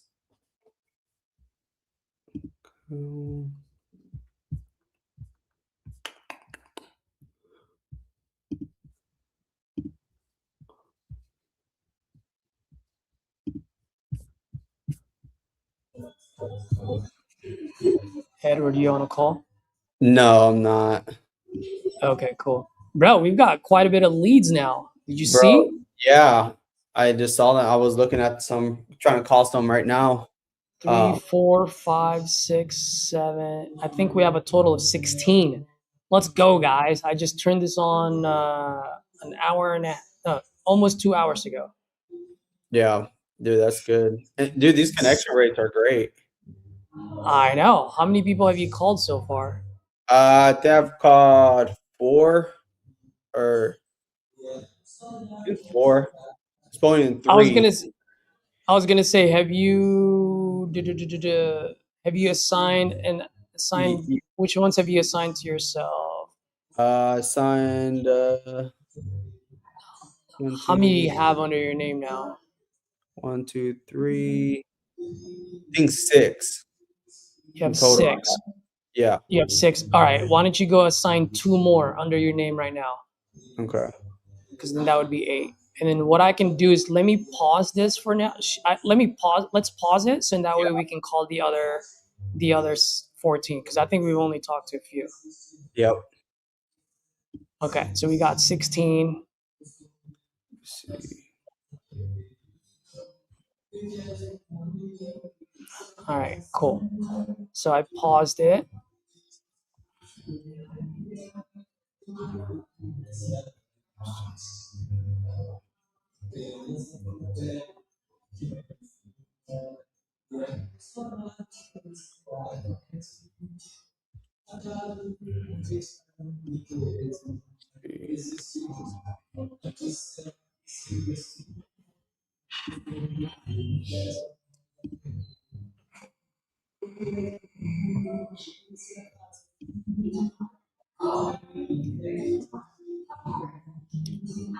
All right, have you done it? Oh no, not yet. Let me. I was Yeah, paying do that because so in that way I can just assign the leftovers to me. Okay. 1 second. Let me. You get what I mean? Yeah, I gotcha. What's going on here? Oh, you deaded one already? Good old Debbie. Yeah, yeah, I did it that one. That's not. That's not a good one. Well, no, it was a good conversation, but yeah, no, based on what you're looking for and everything, yeah, it's not a good one. Cool. Well, guys, 16 contracts, and how many contact have we done? How I many think did you get a hold of? I'm like 4. I think I'm on 4. You got a hold of 4. I only got a hold of 1. The Yeah. others are voicemails. So 1 for 1 so far. Contract sent. Her brother's down the street, so she's gonna talk to her brother right now, and then I'm gonna hopefully get on the phone with her and her brother shortly. But that was an hour call that I did. Holy moly. Mm-hmm. Dude, I found a shithole of a place for $50,000. So I Jeez. said, let's take a shot at it. And I told her, I said, hey, look, this is probably going to be between 38 to 48. And Mm, so she was okay with that. So I said, all right, let's go. And she knows that I'm going to be partnering, so I can send local investors out there. nice. Rafa, I don't understand this question unless Edward, did you answer this question already? Should seller be concerned of losing government assistance if they sell the property, or if that depends on what type of assistance? No, I didn't. She didn't ask me that question, Rafa, so I don't know. I don't know if you were asking me because of my call or Edward's call, but No, I didn't have a call with that. yeah, I'm not an attorney, so I'm not going to bring that up until they bring it up. And if they bring it up, then that's for them to consult with an attorney or call Social Security. Mm-hmm. You're good, by the Uh, way. Cool. So yes, Rita, they are $50 a lead right now. Uh, and if I'm not mistaken, I don't know if any of the Red Panda guys are on here. If you guys are, I know up to yesterday they were matching 25%. So if you load up 1,000, they were going to put in an extra $250 into your account. So I don't know if that's still going on this weekend. Nick, if you're on, or any Red Panda guys, let us know. Rita, does it automatically buy them nationwide, or you can target specific counties? Yes. So you do have the ability to target specific state, and you can go county-wide as well. Obviously, the cost goes up based on the state and the counties. But if I understood this correctly, what's different with Red Panda, which really what made me decide to actually try them out, two things. First one, I don't really care too much about, but I do see the benefit of it. Is that what they were mentioning? Is that it's an actual red round robin that they have. So in other words, they're not doing the bidding like property leads, for example. And so with property leads, right, like you can bid higher. So the folks that have more money, that has higher marketing budget, they tend to get the good leads, and then the little peons, all right, that can't afford a whole lot, then that's how you get a lot of like rural areas with speed to lead. No, sorry, not speed to lead, property leads. So with Red Panda, yes, they are PPL provider, and so with Red Panda, it's round robin, so it doesn't matter. Everyone's paying $50 for nationwide. Okay. The other thing, which I absolutely love, when they told me this, I was like, okay, I'm going to give you guys a shot, is that there is more friction in their process as far as when a seller goes on the website, fills out the information. There's more friction, meaning they ask more questions. There's multiple pages. So for some of you folks, you're like, well, then we might lose the lead if they don't go through 5 pages of stuff or questions. You're absolutely right, but those people that you lose, those are the people that you don't want. Why? Because they're not motivated. People that are motivated, meaning they actually have a problem they want to solve, they will go through the friction. Why? Because they want to sell their property. So when I heard that, I was like, all right, I'm gonna give you guys a shot. Now, that is not their selling, that is not their line, what I just said. The reason why I'm bringing it up is because I used to be in the digital marketing space, like when I used to sell SaaS, and that is something that I knew. The more friction there is, and if the customer or the prospect goes through that friction, then the motivation is higher. It's just a simple fact. So, figured I'd share that with you folks.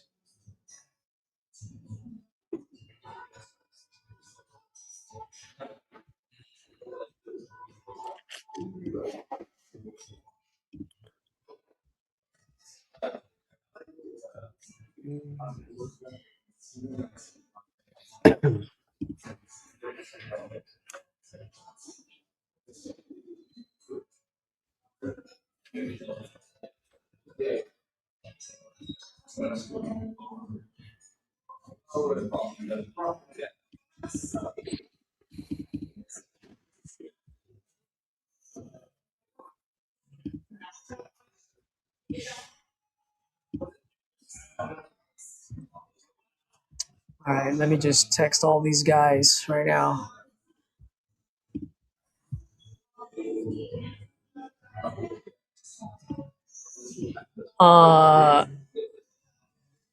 Rita, as far as my favorite, I don't really have a favorite.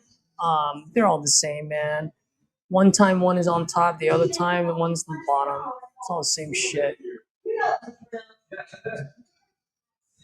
Now with the Red Panda, though, with them saying that it's a true round robin and more friction, they might, they might actually be onto something here. So, would you try fizzy leads again, or you think those are for new wholesalers? Look, there's a reason why they're inexpensive, brother. You know the answer to that question. Will I try them again? Yeah, dude. I mean, whatever, like $300. I can get 600 leads for 300. Like, why not? Those I look at those are more of long-term play, not a short-term play. Can you find one? Absolutely. But that's going to be more of a long-term play. It's going to be more of a filler more than anything.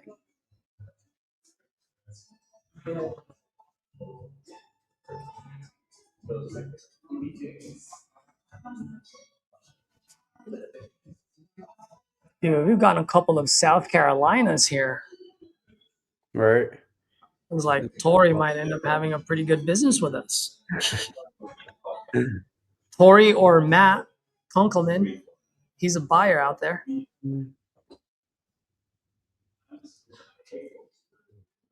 I don't know if you know who that is, but Yeah, I don't know. but we do have a buyer in South Carolina as well.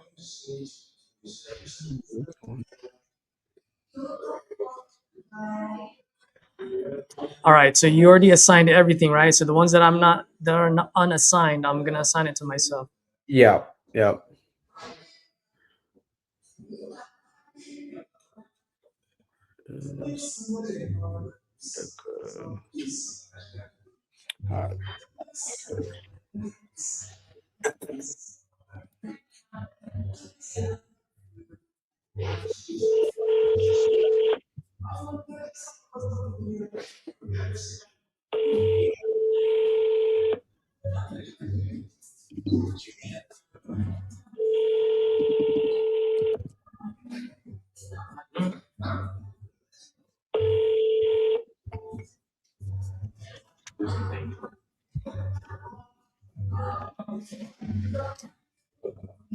Uh, let's see, what do we have here? Ryan, got any Florida deals? I'm looking, bro. I'm looking. Hold on. Let me see if there's any Florida deals. I think I saw some in there. Was there? Yeah. Oh, I see a Cape Coral. Do you buy in Cape Coral, Ryan?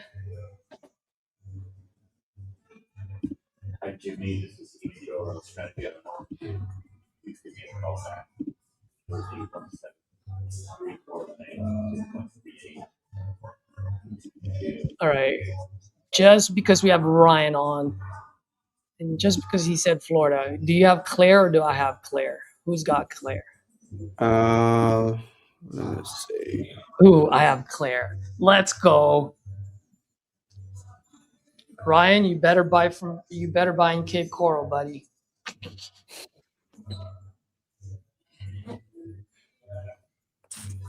And dude, by the way, I'm sorry about earlier. I had no idea I unmuted myself because you were on the middle of a call. Yeah. I didn't hear it until I kind of went back and I was like, oh, we're both talking. I was like, all right, let me mute myself. Yeah, no, I think that was my fault. You out of here, Angel? No. Oh, I thought you were. Guys, say hello to Angel, by the way. What up, dude? What's up? Let's go.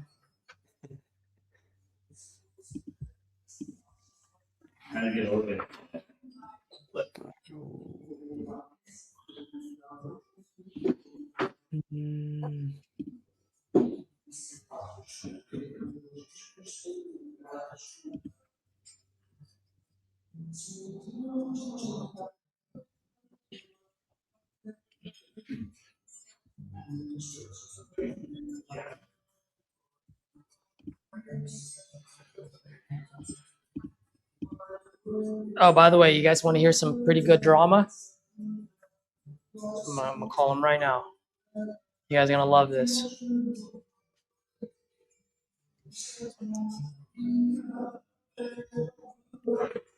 And Edward, I have you on my ear, so if you get on the phone with the seller, I'll mute myself.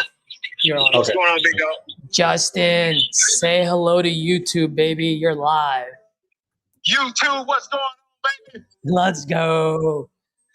So Justin Ray is a fellow team member out in Alabama. I think he's right by Bessemer, but he just went to a property that I just locked up the other day to go ahead and take some pictures. And this morning, the seller was like, well, you know, it's in a commercial area and there's probably squatters there over the weekend. I'm like, because the businesses are closed. I'm like, okay, I understand. He goes, and I don't want to air my business, but it's my daughter and her friends. I'm like, oh. So I'm calling Justin to hear what happened. Justin, give YouTube a quick lowdown on what happened on your visit in Montgomery, Alabama. First and foremost, this is not Chick-fil-A, but it's my pleasure to work with you, Caesar. Thanks, bud. Every time that I get to do something in this nature, it does something for me, which is continue to push you out your comfort zone. And if you want to YouTube, if you want to grow in life, you're going to have to expand your comfort zone and get comfortable being uncomfortable. That's the only way you'll grow. So anyway, I came down here. Caesar's telling me the deal. I'm looking at my Mission Impossible files to try to see how we're going to size up this mission. And we get there, and I call the seller and put her on speakerphone because whatever you do, safety first. Safety first. If you don't feel good about it, yeah, I know there's a good story out of this one, but if you don't feel good about it, go with your gut. That's right. Another deal will pop up. So I got the mom on speakerphone. I'm tapping on. I got on my inspector vest. I got on my hard hat. No pun intended. And we're walking around, and I'm like, Inspector, just here to take pictures, Inspector. So, just you want to make yourself present. You're not trying to be sneaky. So from that side of it, the daughter comes out, this is my residence. I said, oh, excuse me, ma'am. I'm so sorry.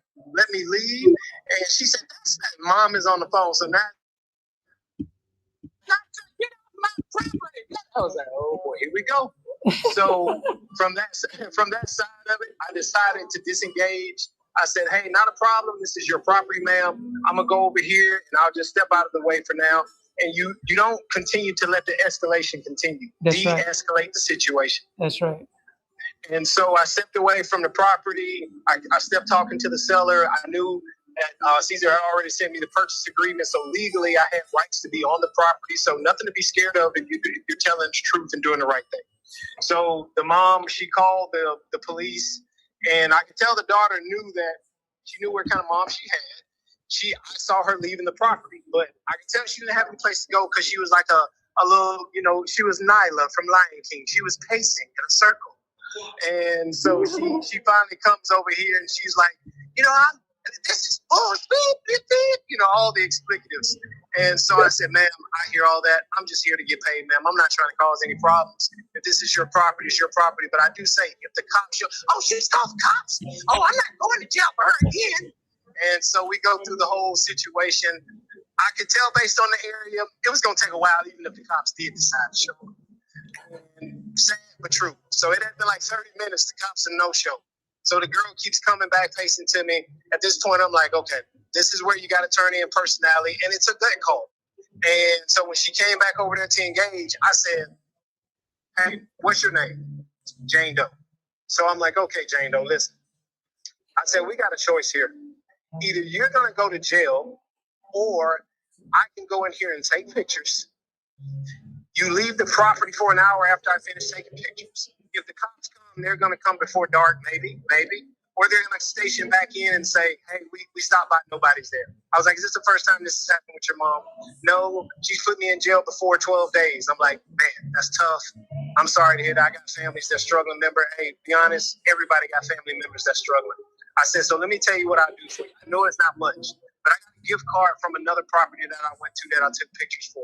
I said, it's only $25, but if you walk me in there, let me get my pictures, I'll give you a $25 gift card to Walmart. I'll be out your hair. Leave the property for an hour, so if the cops come, you don't go to jail. And I said, and then by nightfall, come back.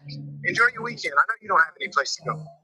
She sit up there, she looked at me, she goes, let's go do this shit.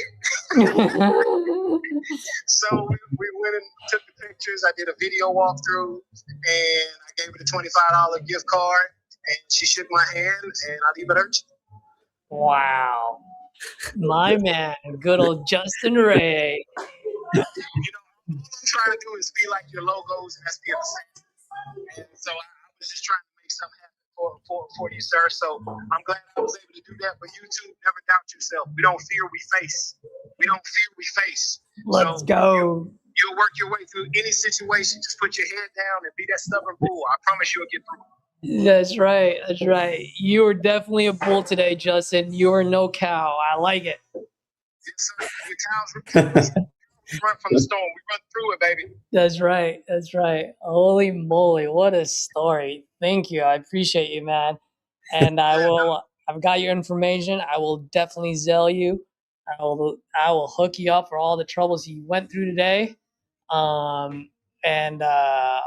And you have the Google Drive, so just drop those pictures and videos on there. Man, it sounds like playing. And like I say, man, thank you so much for always reaching out to me. And anytime you go into any situation, you don't know what's going to happen, but you know you got God on your side. We'll work through the rest of it. Thank you, Justin. I appreciate you, and I'll take care of you once I'm done with the whole YouTube session. So that'll be later on. Cool, buddy. Take care. Keep crushing, buddy. Thanks. Bye. What a story. Yeah, man. Wow. Folks, that sounds like it's going to be a big price drop.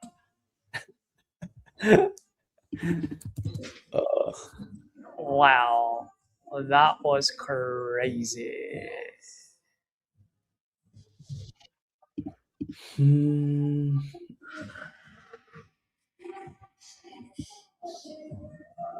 Oh, I was supposed to call Claire. Forgot. Let's call Claire. YouTube, hopefully you guys got something out of that call. Anything for entertainment.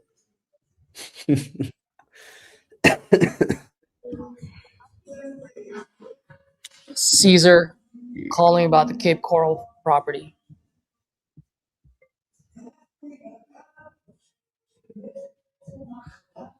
Thanks, Caesar. Please stay on the line.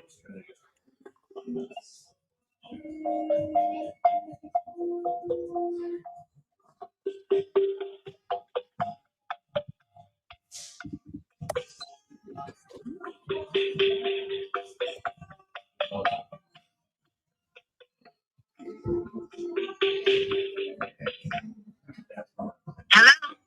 Yes, hello, Miss Claire. Yeah. Claire, good afternoon. This is Caesar. I'm just responding to your online inquiry. It looks like you might have filled out a form on my site maybe, I don't know, half an hour ago or so about your property on Southeast 39th. Hello? Yes, it's up for sale. Oh, okay, wonderful. Sorry, I lost you there for a second. So you're saying that you are looking to sell this, correct? Yes, I am looking to sell it. All right, wonderful. I'm glad I called. How much are you looking to get for it? I'm looking in the area of $750,000. 750,000. All right. I am pulling this up right now. Can you tell me a little bit what you got going on over there while I do this? It's a 3-bedroom, 3-bath. There's a big family room that I had turned into my master bedroom. So with that, there's 4 bedrooms. But otherwise, it can be back to, a big family room. It has glass doors on 2 sides. Mm-hmm. Then there's the lanai, which is all screened in. And it's on the water.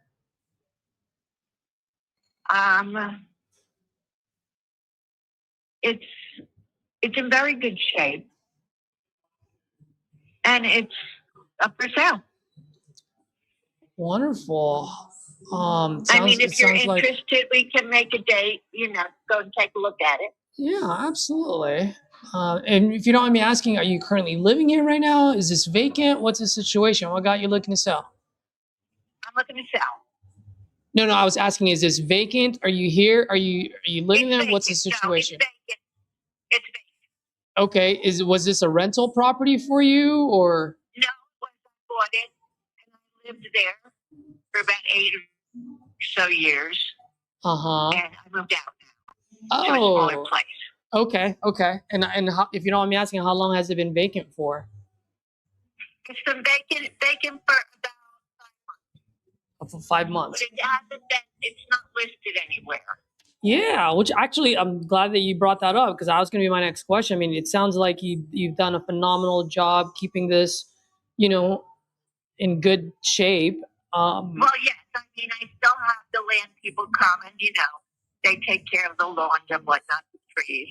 Oh, And, it's cared for. yeah, wonderful. So if you don't mind me asking, I mean, you've had it vacant for 5 months. Any reason why you haven't put it up on a market with a realtor so you can get like maximum No. value for this? No, I mean, I do want maximum value, but I wasn't in any hurry, and I wasn't willing to sign with the realtor at the time. Okay. Is it because you don't like realtors, or you just had bad experience with them, or just? Yeah, I had some unpleasant experience with realtors. And as I said, I'm not in a hurry. It's not that I need the money to put into another residence. So I just figured I'd sit on it until I felt comfortable about, if I wanted to push it or not. Okay. And are you still But it's in move-in condition. I mean, there's nothing wrong with the house. Okay. And are you still in Florida yourself, or did you move out of Yes, state? I am. No, I'm still in Florida. Okay. All right. Yeah. And by the way, the only reason why I was asking those questions, Claire, is because, like I always tell folks, I do want to put as much money as I absolutely can in your pocket. That being said, I am an investor, so I got to make sure that, I can be fair to my business at the same time. And Right. and I'm just like on a very quick glance, even on a Zillow, on a Zestimate, it says 758. I mean, if I can only resell the property for 750, it's going to be very difficult for me to buy it at 750, right? Because then there's no upside potential, and I will be paying all the closing costs as well. And so I guess, if you don't mind me asking, I mean, what is it that you're absolutely trying to accomplish by selling this? Well, that's what I'm asking for. I mean, if you can't afford it, then you can't afford it. Oh, I mean, but that's what I'm asking. Yeah, it's not that I can't afford it. I'm not negotiable. Yeah, I got you. Okay, then that's totally fine. And it's not that I can't afford it. It's just, if I buy it at 750, it makes me a spender, not an investor. Okay. Well, I mean, if you're not negotiable, and if you can't take a small haircut out of it, and I suggest No, I'm really looking. That's really the area I'm looking for. Yeah. All right. Well, if you ever change your mind, feel free to add me to your contact list, because I do buy quite a bit. I'll list it for a realtor. Oh, okay. Yeah. So let me ask you, if you were to list it on a realtor, how much do you think you'll list it for? Minimum would be 800. Okay. So so what you're telling me then, if I buy this off of you, I can sell it for 800. Is that correct? Oh, yeah, easily. Okay. And so if I can sell this for and by the way, I'm just trying to do some math in my head just to see if I can make something happen. If not, no worries, no pressure here. No, I'm sure if you check the area, as I say, it's in very good condition. It has a new roof. It has new air conditioning. The house is in very good shape. Yeah. So there wouldn't be any money you would have to lay out to make repairs. Yes, you're right. So if I can sell it for 800, well, actually, let's assume for a second you do put it on the market and you do sell it for 800. If you end up doing that, I mean, after you pay all the commission costs and all the closing costs, roughly 10% is gone for you. So you'd actually only walk away with 720. Well, possibly. So if I offer you speed and convenience and I pay all the closing costs, then why should I pay $30,000 more? Well, that's just what I'm asking. No, I understand. If you want to wait and miss out on the house, then Yeah, I know, but you understand it's just kind of not fair, because if you do put it on the market, you're only walking away with 720. you know, if you're not willing to pay the price, then there's nothing left to discuss. You're absolutely right. Well, you have a wonderful day, ma'am. Thank you. Let's go. Off to the next one. That seller, oh my goodness, bro. Yeah, Jeez. she couldn't answer that question though, right? Yeah. Yeah, she's definitely asking retail. Dead. Guess what? I'm putting her on long-term follow-up. Okay, channel declare. Wish you the best and enjoy the rest of your weekend. All right. Let's see. All right, so far I've gotten a hold of 2 people. All right, we have a total of 16. How many have you gotten a hold of so far? I think I'm on 4. 4, I think it's 4. You're at 4? Yeah. Okay, cool. Yep. I'm at 2. And you already did how many? You did 1? Yeah, just 1. Okay, Yeah. cool.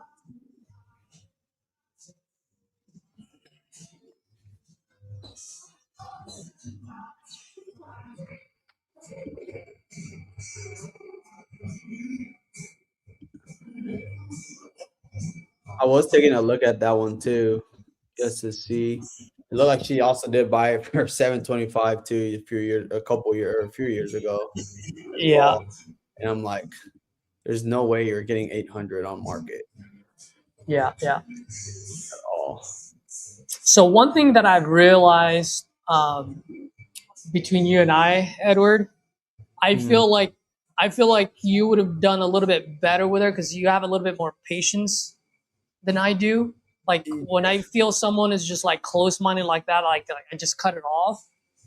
But like the lady earlier, I mean, I was on the phone with her for an hour, right? And so I was just like, because that one she was more open and there was something there. Where this one she's like, I'm not negotiable. I'm like, fuck off then.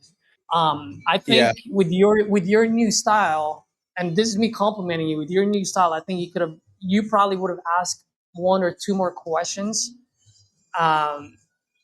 that I didn't, and that you might have opened up with her. Like, well, if this doesn't sell, like, what's your next plan? I'm pretty sure you would have said something like that. Yeah, I think so too. Then I would have said something like that too. Yeah. I think the part where she was like, "Oh, I don't need a sell. I could just stay out," or something like that. I think that's where I would have been like, "Oh, well, yeah. I mean, it sounds like things are going fairly well. I guess just to see how we might be able to help. Like, what's the main reason you're, maybe considering selling it versus just holding on to it, kind of something like that, and see what she says there, and go from there." Yeah. But I think that's sort of part where I think ask that. That's where you and I differ now. Yeah, but that too, like, was quick buck. He put, "What's the point? She's probably not gonna sell." And yeah, that's right. But the point, like during that conversation, I don't know yet until I'm like kind of digging a little bit deeper. And I just want to ask those questions. So I'm like, okay, yeah, move on. But yeah, I think it would have been the same outcome either way. There's no way it would have been closer. And by the way, I'm pointing this out too for the folks that are watching. Like, it's not that one is better than the other. It's just we're just in different stages of our journey, and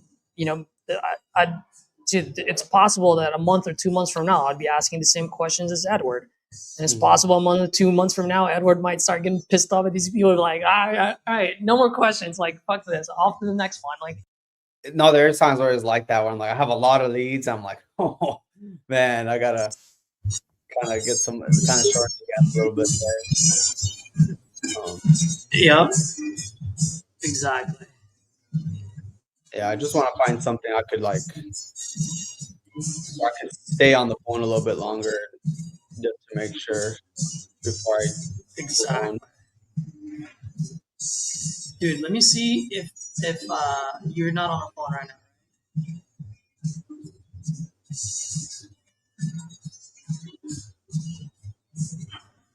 Right. All right, bro. I'm gonna send you Jerlene Crimble, okay? My what? You're not on the phone right now, right? You're not calling anyone? No, not yet. All right. You want me to send you one of my leads? Because I'm gonna call another one that said I got 2 people raising their hands. That's what I'm saying. I can give you one. Okay, yeah, send me one. Send me one. Yeah. So let's say I should mean currently on the phone, but I will have Edward call you from a 254 number, right? Yep.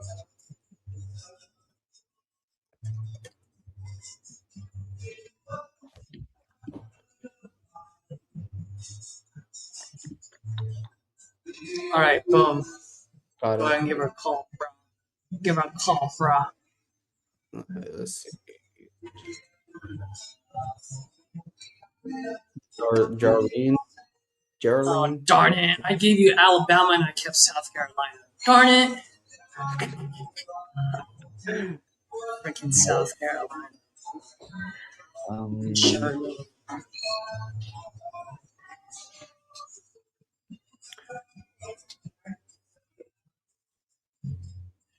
Oh, why is my Wi-Fi?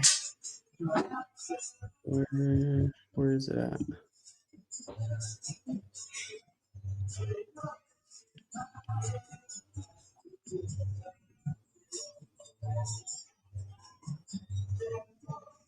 You see it? Yeah, I got it. I was trying to find it. All right, let's see who picks up first.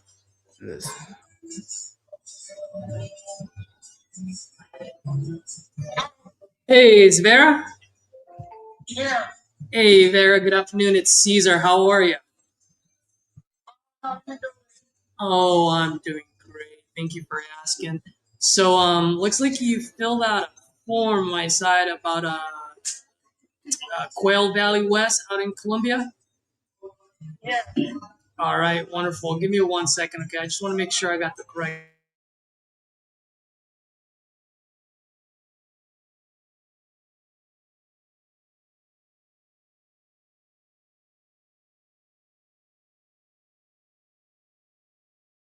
All right, so. All right, wonderful. I'm glad I asked. See, I always like to confirm. So, quick question for you: the Quail Valley. How much are you looking to get for that one? For the Quail Valley? It's duplex. It's half acre and have two separate landmarks to electric meter to private entrance, electric, hot water, everything all to be separated from the main house.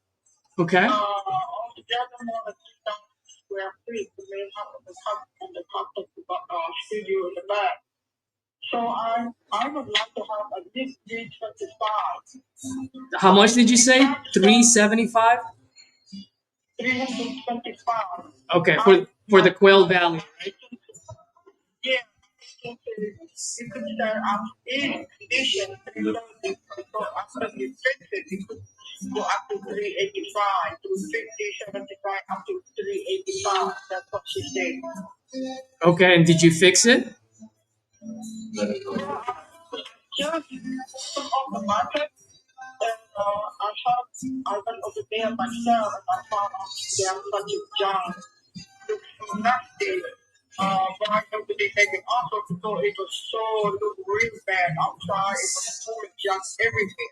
Mm-hmm. So I'm just paying people to clean outside right now. Outside is this, but I haven't get fired about people painting or punching out big fire yet. I'm going to set as is first.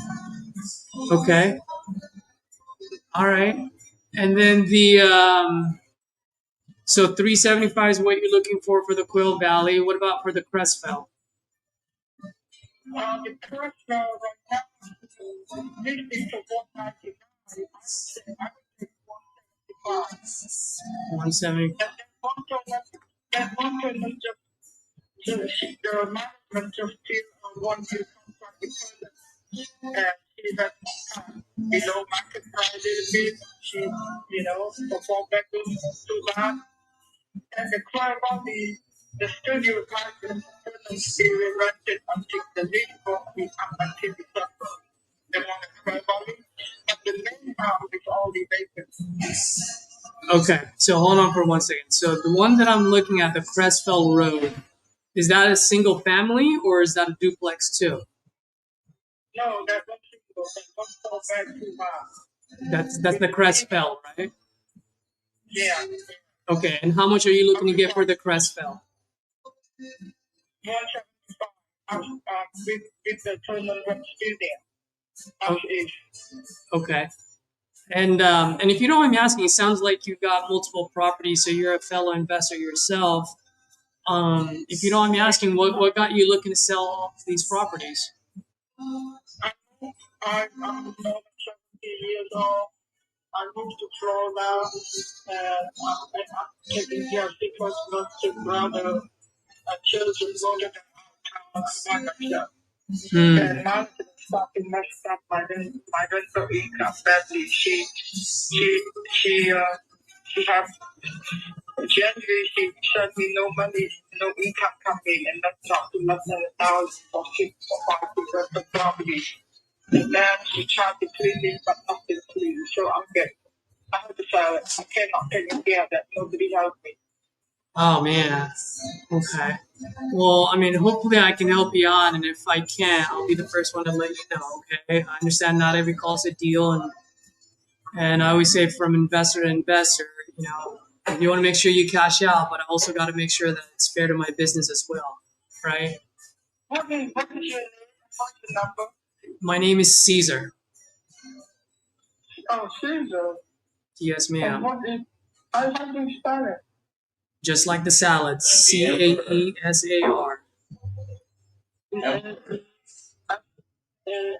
Oh, Caesar. Okay. And what company, what kind of investment are you in? It's just my LLC. I'm just a private investor, so I'm not part of any hedge fund or anything like that. Caesar investment LLC? It's XVR Property Group LLC, actually. Yes, like Xavier XVR. XV as in Victor, R as in Robert, okay. And you are an investor? Property Group. Oh, property. Okay. And what is your number to be I come out? Yes, 415. 415.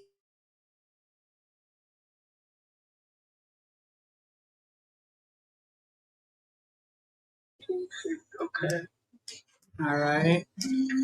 So if you don't mind, I'm just gonna go one by one each property, okay, and then kind of just give you kind of like I always call it like sniff the air test, meaning I just look at what's selling in the market and what I can do, and if we've got something, then we have something. If we don't, we'll part ways as good friends, no harm, no foul. Okay.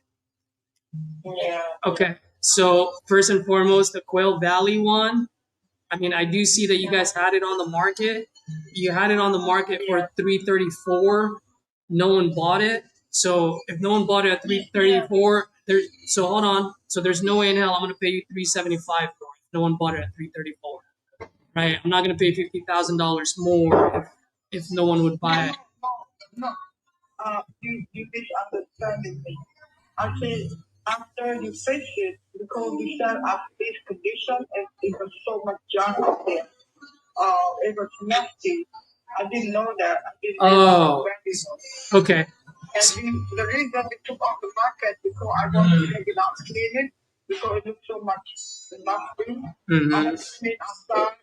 I'm trying to get people to be close to see if I could catch up in file. Okay. So she told me after you fix it, it's gonna be about up to 350, up to 385. That's what she said. The agent.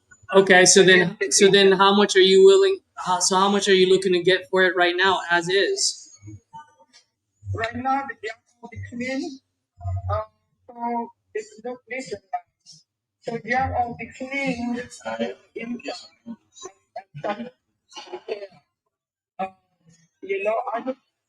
pay the 150 on the offer. Well, I mean, I'm in a house buying business, not an offer making business. So you tell me how much you want for it, and I'll tell you if I can make it happen or not. I still want over the three. Okay, great.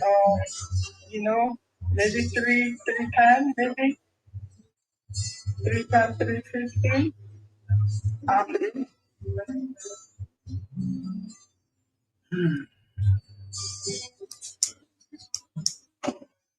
Because everything in that neighborhood is more than 300,000. It's a good location next to the mall, next to all the shopping mall and high school. The school is in a very attractive. What do you call the school? Is very big school. A lot of people want to go to school to have that high school. Yeah, Now and Vera, I mean, my only concern on this is this, right? Let's assume for a second that someone bought this off you for 334 because that's how much you guys had it on the market. If someone buys this off you for 334 after you pay closing costs and realtor fees, you would be walking out with less than $300,000. Now, if I buy this off of you, I will be buying it and I will be offering you speed and convenience, and I will pay all the closing costs. But you want to charge me $310 for it. Well, how much do you? I could negotiate. You have room to negotiate. If you give me a good offer, I would take it because right now it's so hard for me to find somebody to repair. I'm not live there. Mm-hmm. One thing I'm by myself. I cannot drive back from Florida, so not to go to sit down at home. Mm-hmm. And every time I pay somebody has to be there. Yeah. So I pay management company $1,500 to clean it, but I'm nothing to it. So I don't trust people at all. No, you don't want no. And the tenant in the studio is still there. It's still renting up until December. Mm-hmm. So if you buy this, you get rid from the studio apartment. Have they lost it? Mm-hmm. The main house, the only place that's turning out. Okay. So let me ask you something. So your realtor said that after this thing gets fixed, I can sell it anywhere between 350 to 385, right? If I heard you correct. That's what she said. She said due to the market of cannabis in that neighborhood. Okay. So let's just say.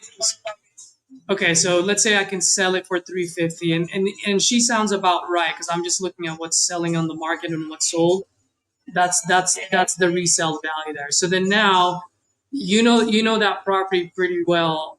Obviously, in order for me to sell it for 350, I need to make it look 2026. How much do you think I need to sink in there in order to get it caught up to date? According to I just walked through. I went over there last April, last week of April. Really look through everything. But just because I saw so many cutouts in the yard, with the job and everything. What I look inside, the ball need to change, you know, and the floor, the bathroom floor that need to be replaced, the hallway floor need to be replaced. Mm-hmm. That's what I saw. But when you go in there, something else more than I can see. So what she told me, she also said the same thing. The ball need to pay, the floor need to touch up. That's what she told me too. Mm-hmm.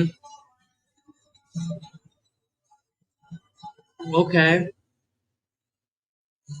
But if you to be ethical, to be honest, if you be able to go look and be able to get to the code to open the door yourself, Oh, absolutely. I mean, I have a lot of business partners out there. I have boots on the ground. That is something that I will definitely do at some point. That said, I don't usually spend time, energy, or gas or money until at least we have an agreement. Because I've done this before, where I paid for inspections and all of that, and next thing you know, seller sells it to someone else. I don't want to do that. Like, I just want to make sure that we're we're at least in the same neighborhood. And once we are, then that's when I start going to work and do that, you know? That's why I do myself. Yeah. So let me ask you, let me ask you real quick here. I'm looking online and I just want to confirm this is a 4-bedroom, 3-bathroom, about 3,628 square feet, right? Which one, Quell Valley? Quell Valley. Quell Valley. To be honest with you, what is put on the market so Okay. That's what I see online, so I'm just gonna go based off of that square footage. the main house, that's the main house, just the main house. Now, into the mother-in-law suite. Mother-in-law suite is separate. 12 feet. Mm-hmm. Do you see she put on the mother-in-law suite separate? Mother-in-law suite has high carpet floor ceiling, washer dryer hook up, separate meter, 2 separate electric meter, 2 separate hot water heater. Only the water still together. And the private entrance, everything. So the mother-in-law suite entrance next to the church, away from the main you know what? So to the church, and still the other one, the other side. Yes. So Vera, my here's the thing. My only concern is that's a lot of house, like over 3,000 square feet house, even just on a very low rehab, right? Just to get all the paints, take care of all the flooring, update the kitchen and the bathroom. That alone would run me around $60,000 just on a low rehab. So how much do you think I need to sink in there? So if you don't think, I asked you earlier, how much do you think I need to sink in there? You didn't give me a price. So how much do you think I need to sink in there then? Well, I don't think so. I don't know. If you want to do all the things done, say maybe 25, 30, 20, maybe. All right, so Depending how much you want to put in. okay, so I'll bite on that. Let's say it only cost me 25 to put in there, okay? So if You know, I don't want to long number yourself because I'm not living there. I'm just wrong that. I understand. I'm just trying to make sense out of it, just so that you understand at least that I'm pretty fair. Here's my only concern. Okay, I'll run this with your numbers. Let's say your realtor is correct, which I think she is. 350 is what I can sell it for. Let's assume for a second you're also correct that I only need to put in $25,000 in there. Okay, let's assume that for a second. If I pay you $310,000 for this, put in $25,000 of repairs. Okay. On top of that, I have business expenses like closing costs, holding costs, cost of capital. You know this because you're an investor yourself. So I'm not going to bore you with all of that. But at the end of the day, if I buy this off you at $310,000, my all in is like $390,000. So I'm going to be risking $390,000 just to resell it for $350. I'm going to sell it. Even if I rent it out, it doesn't make any sense at 310. There is no room at all. I don't think you would buy it at 310. You sound like a smart investor. Would you buy this at 310? So how much do you want to make it offer? I listen to it. I'm trying to ask a seller. That's what she told me. She said start 3. Even my friend told me the same thing. You could try to that's not what she told me. Yeah, it's just if they're always have all that, so you might work better. I did too. But look at the house, saw that is it 330 after conditions? She said that's reasonable price. yeah. I don't know. You might want to talk. You might want to talk to a different realtor because The 330, 350, those are rehabbed houses. As is houses are selling with a 2 in front of it. Just, 2 and 1s. I mean, there's one on your neighbor, 1711, sold in November 11 for the same everything. 1976 built, sold for 145. There's one on Beechwood, sold for 225. My only concern is that if I buy it with a 3 in front of it, I would be buying it at retail price after it's rehab, not as is. So, so my question to you is, if you don't mind, and you can probably tell I'm a straight shooter, if you don't mind leveling with me, I mean, what is it that you're absolutely trying to accomplish by selling these properties of yours? I just saw one down the street in that same neighborhood last year, not long ago. I sold that house back. Every month I sold nobody along the street. I sold for 275. We got a my room. Uh-huh. I sold last year, 275. Uh-huh. 275. Is that the one on Beechwood? No, What is it? 409 Fireside Drive. Oh, 409 Fireside Drive. Okay. Yeah, I sold that too. Oh, perfect. And that was you sold it for 275, right? Yeah, yeah. Yeah.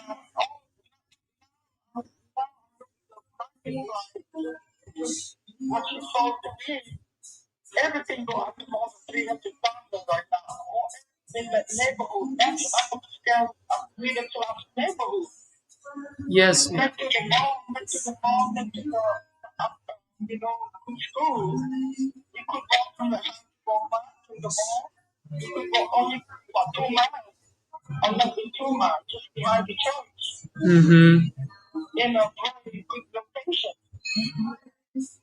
And my friend from how is not even that in that neighborhood. She got for her brother and her brother rented the room. Just she had the room upstairs. They didn't want him about it. So my knowledge was like to know about the price. She rent for cheap. I understand. And so that's what I'm saying. After it's rehab, it will be about 350. So your realtor is right about that, but that's after it's rehab, not as is. So that's a big difference. That's all I'm saying. So I'll cut it short for you. For the Quail Valley, if I were to do something here, I would probably be ideally in a perfect world. I'm not saying that's what you're going to do, but in a perfect world, I would want this anywhere between 180 to 220. I'm not sorry.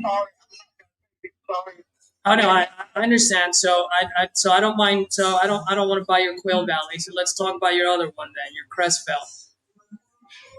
Okay. So I'm not digging it. Crestville turned up just a review contract for 1 year. And she doesn't below market price too. when is she leaving? She just reviewed the contract. It would have been 1 year from now. And how much is she paying? She's still running low. Okay, so 1375, and I can't kick her out because she still has a year left in her lease, right? Yeah. So that means you're gonna sell this to me with a low paying tenant. Is that right? Okay, so if you want to sell me a headache, there's a price to that. So if I were to buy that, I would probably buy that at 80,000. Oh, I'm sorry. Okay. Wow. You're not gonna tell me anymore. Sorry. Thank you. You're welcome. She wants someone to take care of her headache and not say anything. But she wants top dollar. Yeah. That's very handy.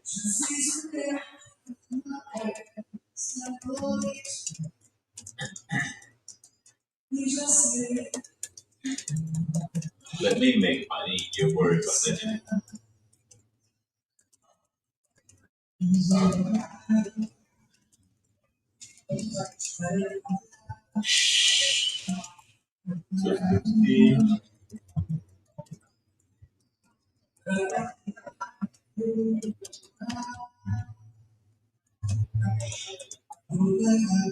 Four, 6.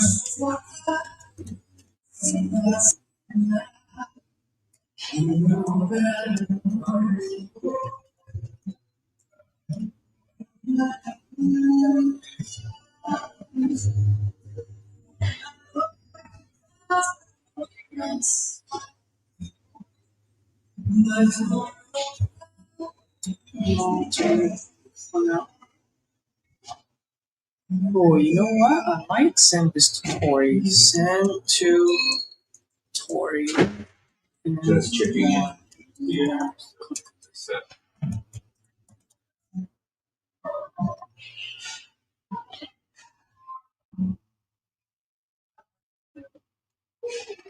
Well, we finally agree on something.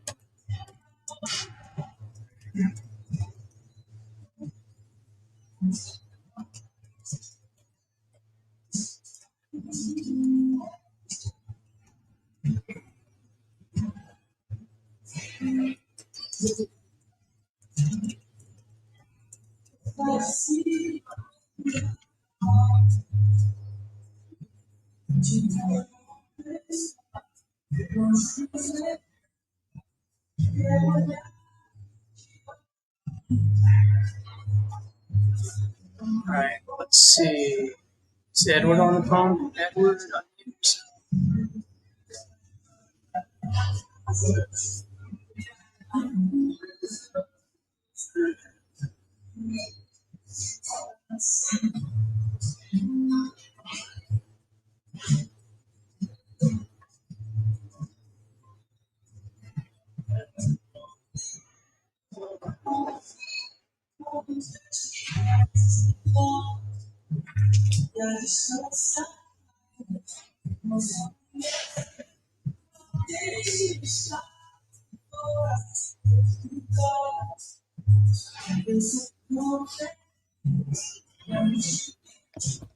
Just got off that call. Gerald. Be on the phone still, Edward, or no? No, I just got off. She's motivated, but man, she just did like a heavy refinance last year. So yeah, it's very tough. There's not much we can do, even with an innovation. It's very tight. So yeah, her best option is to list.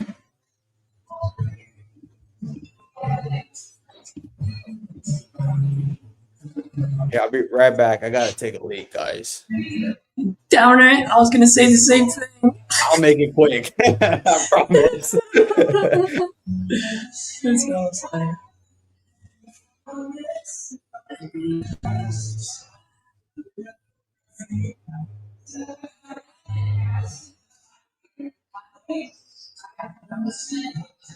That's so funny.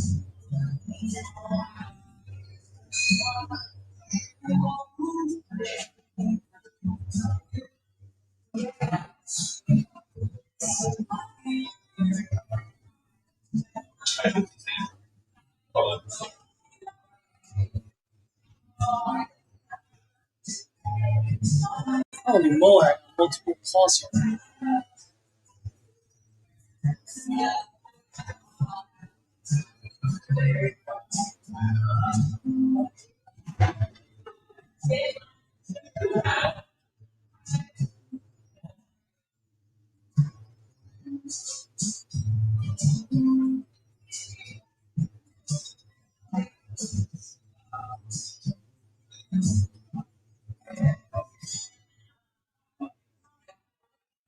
Yes, I was calling for Karen. I was trying to see if I can get a hold of you.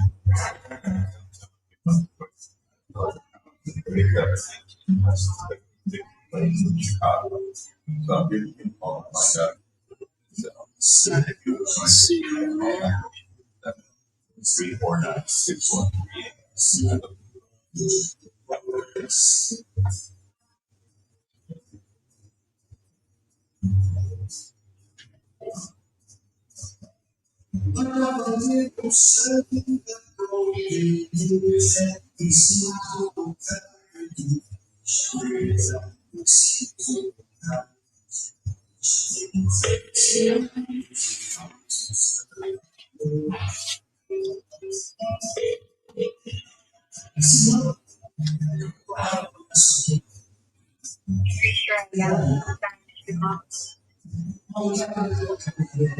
All right, back.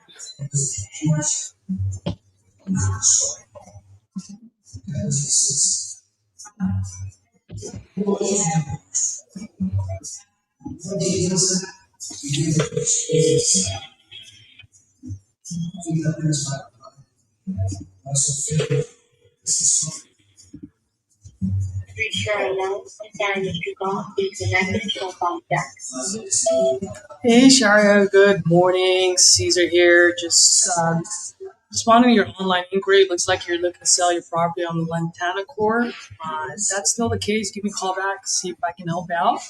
I buy quite a bit out there. Thanks. I was all over the place with that message.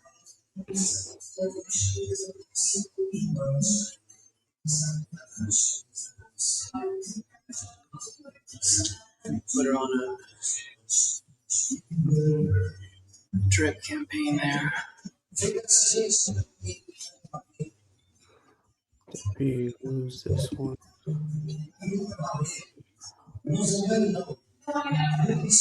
All right.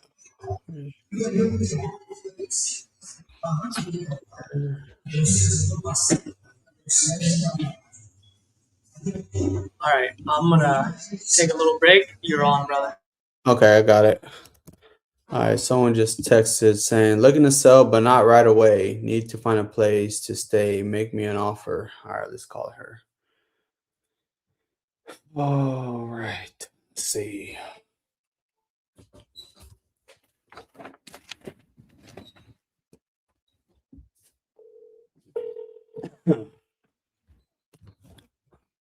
Oh, where's that address? Where's it at?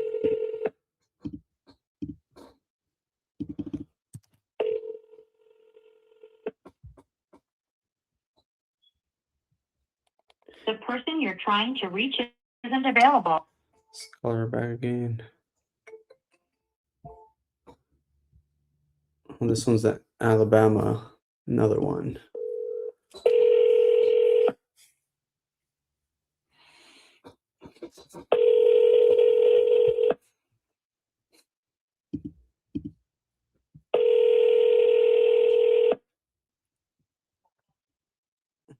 The person you're trying to reach is Send her a text.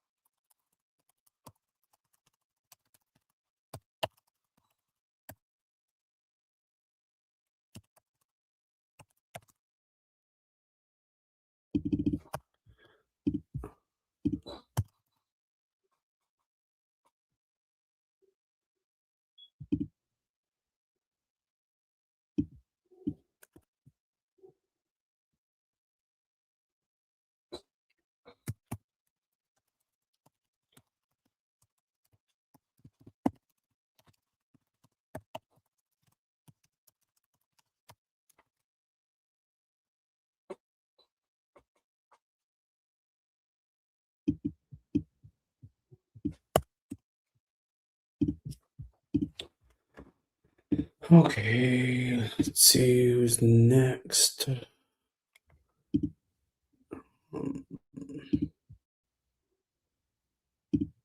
Let's try Randy.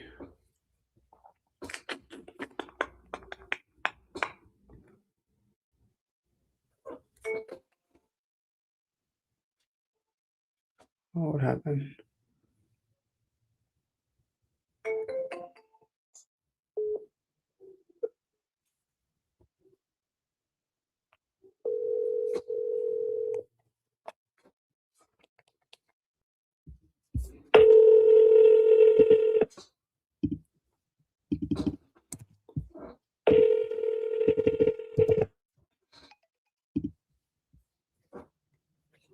Your call has been forwarded to an automated voice messaging system. Right.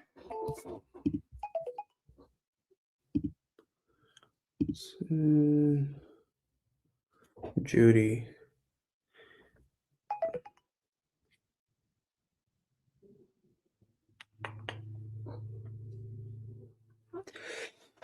Oh.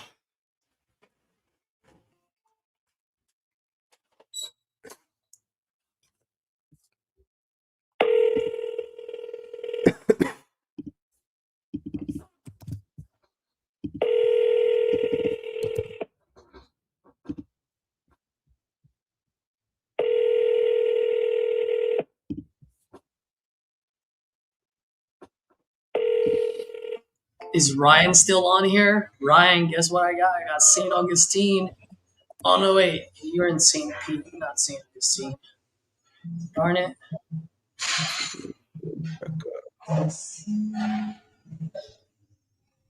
Bro, I need to send out a contract. Let's do it.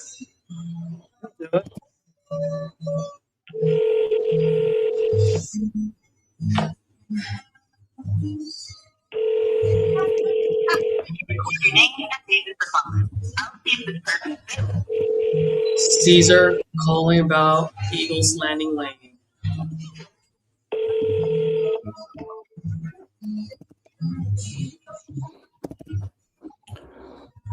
Chilling. I need a. Thanks, Peter. Please stay.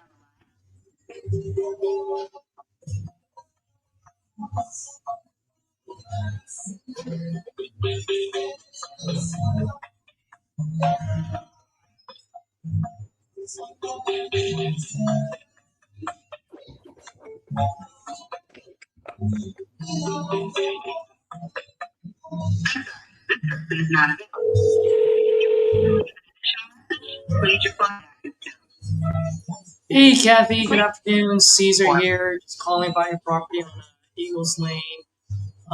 Eagles Landing Lane, sorry. Just wanted to see if you're still looking to sell this property. You filled out a form on my site. Give me a call when you get this. Thanks. I don't like the way I'm leaving voice messages today. Sound like a fucking idiot. What? One.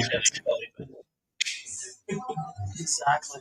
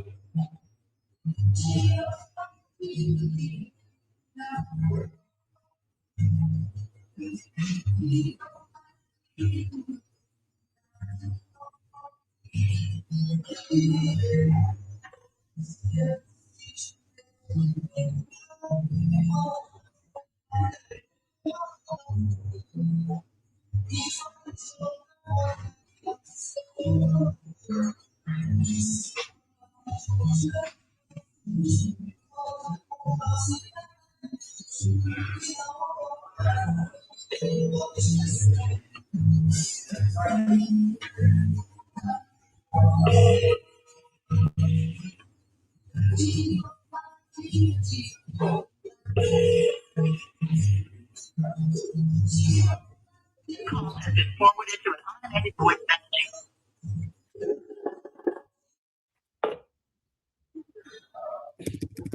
Hello? Please leave your message for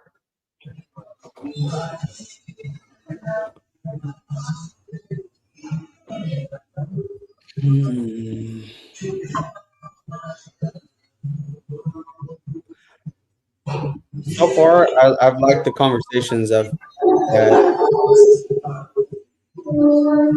Yeah, they're pretty solid leads. I like them. They are, yeah, they really are.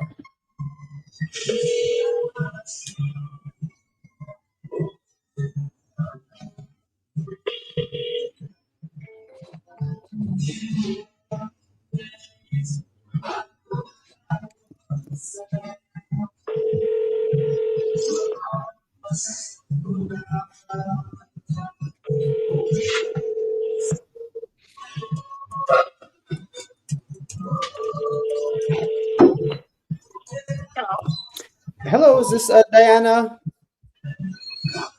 what this is. Yes, absolutely. My name is Edward. I was just following up here on an inquiry we had received a while back about a property on 39th Avenue. Is that still something you're considering? It will be going on the market in the next week or so. Oh, awesome. Yeah, that's definitely a good option there. I guess what made you go that route, if you don't mind me asking? Oh, I was asking, I mean, listing is definitely a good option there. And like I said, I was just calling because you had inquired about selling. I guess what made you go that route? Our son is selling it, and it'll be on the market sometime in the next 2 weeks. Oh, he's an agent. Okay, gotcha. And if you don't mind me asking real quick, because like I said, it looked like you had filled out a form on our site. What made you, I guess, look into this a bit further, like filling out a form? Putting out a form, I don't know what you're talking about. Oh, you didn't fill out like a form or like an ad or anything like that about maybe looking to sell your property on 39th Avenue? No, our son is working with it and a lawyer. Oh, I see. Okay, well then, yeah, then if you are looking for a buyer, I mean, you have a buyer here. I mean, would it make sense to have a conversation, or should I speak to your son? Or I could take your number and have him get in touch with you. sure, yeah, you can give him my, you can give him this number. Around 300,000. 300,000. Okay. Does it need any work, or what does that look like? What can you kind of catch me up to speed? You'd really have to talk to Mitchell and our son about that. I'm not in charge of any of that. So Okay, sure. I can take your number and I can give it to him and he can call you. Okay, sure And your thing. name. Yeah, sure thing. And It's your name is Edward Luna. Edward what? Luna, Luna. And your phone number. It is 254.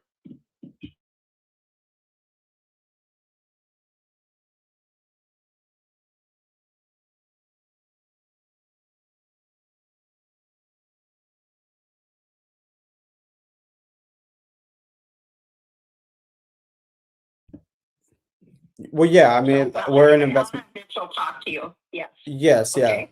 Yep. Go ahead. Bye.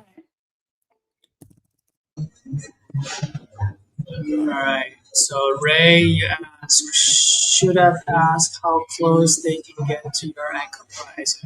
Which one was this one, Ray?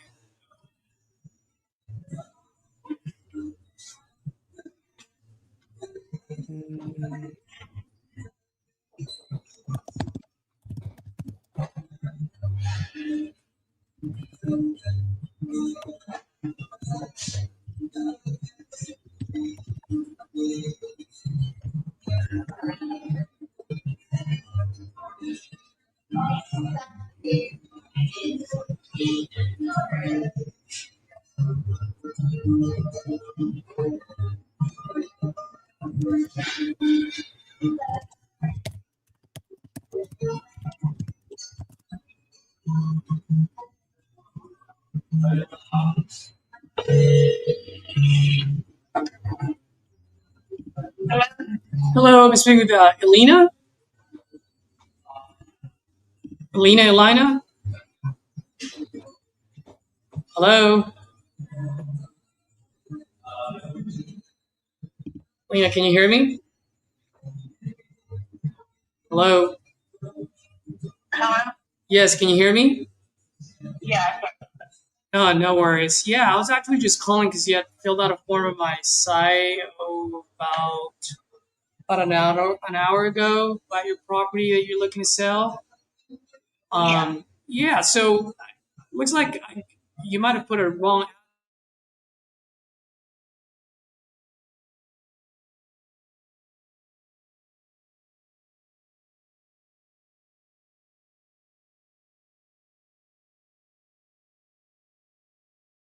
Yeah, do you have an APN number for the land or no? Or you direct me. Hold on for one.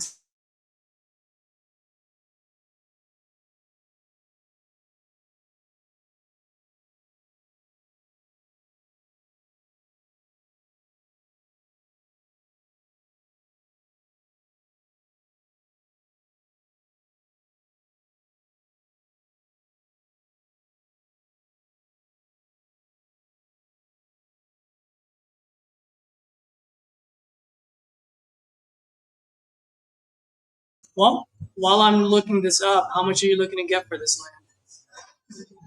I'm hoping to get 150 and ideally get some back property tax savings. About You have about $2,900 worth of back taxes. Is that what I heard? Yeah. Okay. Yeah. And how big is this lot? It's 0.17 acres. 0.17 acre. Yeah.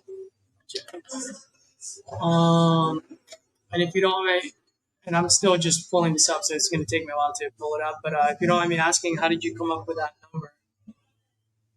Because the fair market value according to the assessor is like around 175 and it's over 117 to 290. That's because I think, it's worth it. I think it's a great location. And Portland, I think it's going to remain pretty stable and solid. That's far as the market goes. It's not like the house market, but, I Okay. Let's see.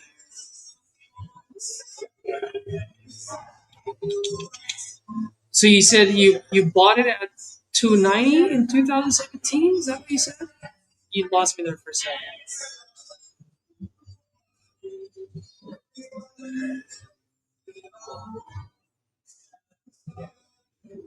grand.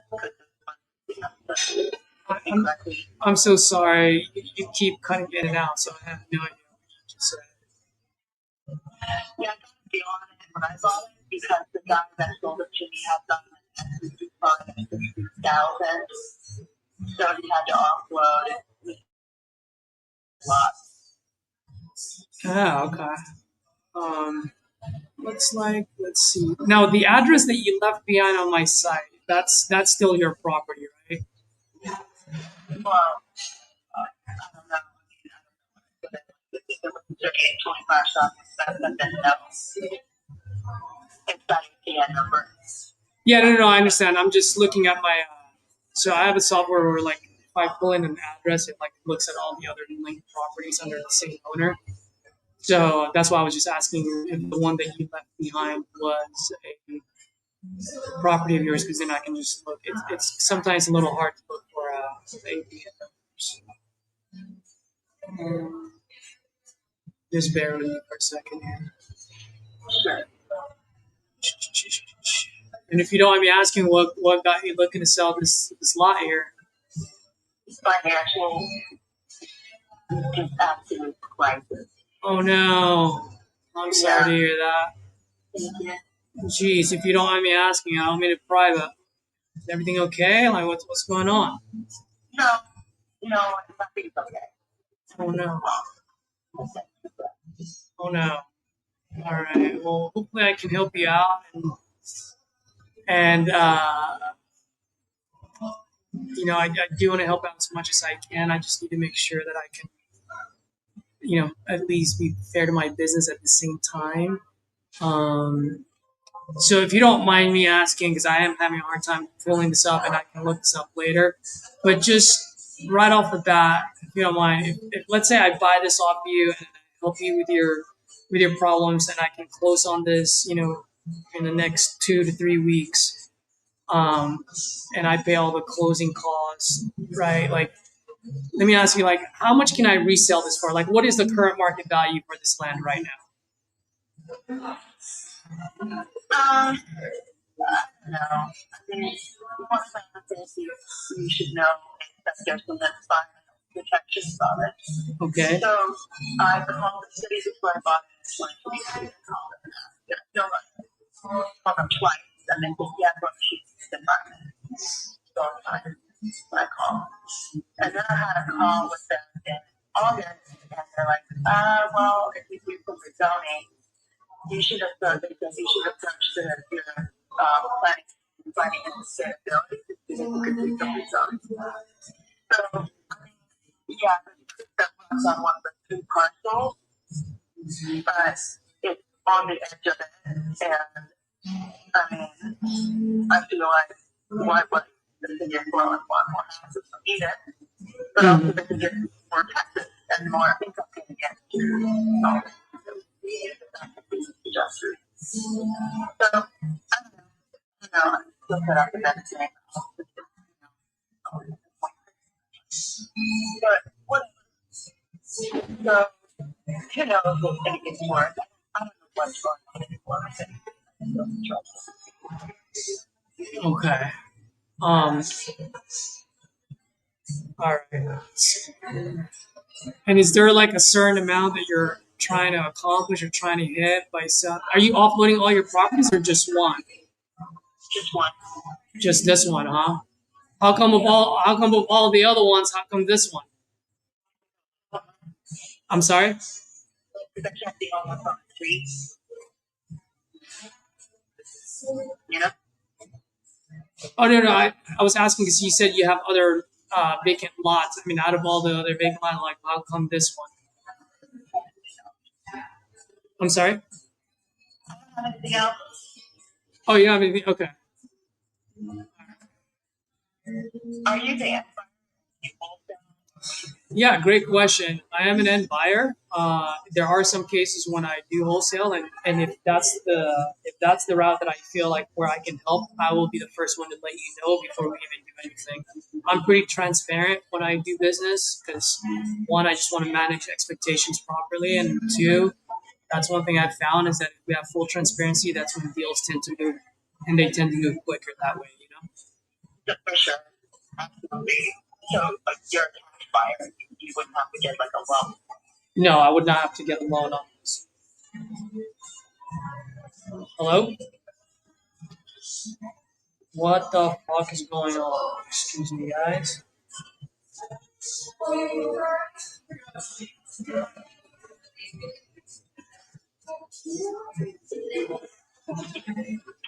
Alien, sorry, I'm at a coffee shop and my Wi-Fi is pretty rough, so cut me out there. The last thing I heard you ask me was so that I don't have to get a loan. So you're absolutely right. I do not have to get a loan. I am a cash buyer. So I guess my question to you, and I'll just be transparent with you as well, since I did tell you that I'm fairly transparent. Whenever I buy properties, and especially if I'm offering speed and convenience, I usually just buy them like anywhere from 20 to maybe at the absolute most 40 cents on a dollar. And that's just how I do business when it comes to land deals. So, if that land is worth 100,000, I would have to be anywhere between 20 to 40. If it's worth 150, like you mentioned, I would have to be anywhere between $30,000 to $60,000 on it. So I just want to ask you, I mean, is that something that would even help you if that were the case? Yeah. Okay. And so let me ask you this, because that's for me. I do have other partners that do buy land, and maybe they'll pay a little bit more. I mean, what is it that you're actually trying to accomplish by selling this? Like, what's the price going? Like, what is it? And the only reason I'm asking is just to see if I can help out.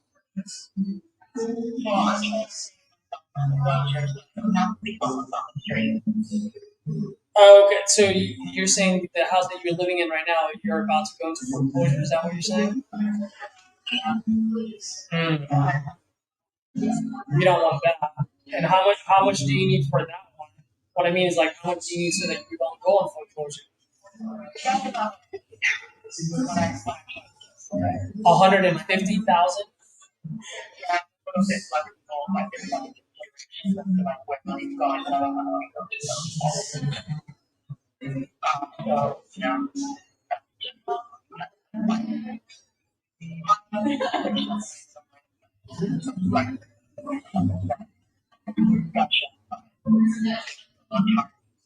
Yeah.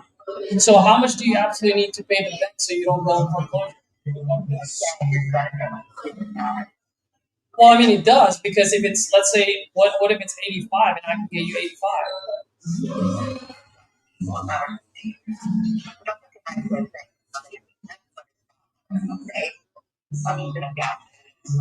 Oh, okay. Well, I'm sorry, man. I didn't mean to do that. Like I said, I'm just trying to help out. And if there's a number that can be helped, fine.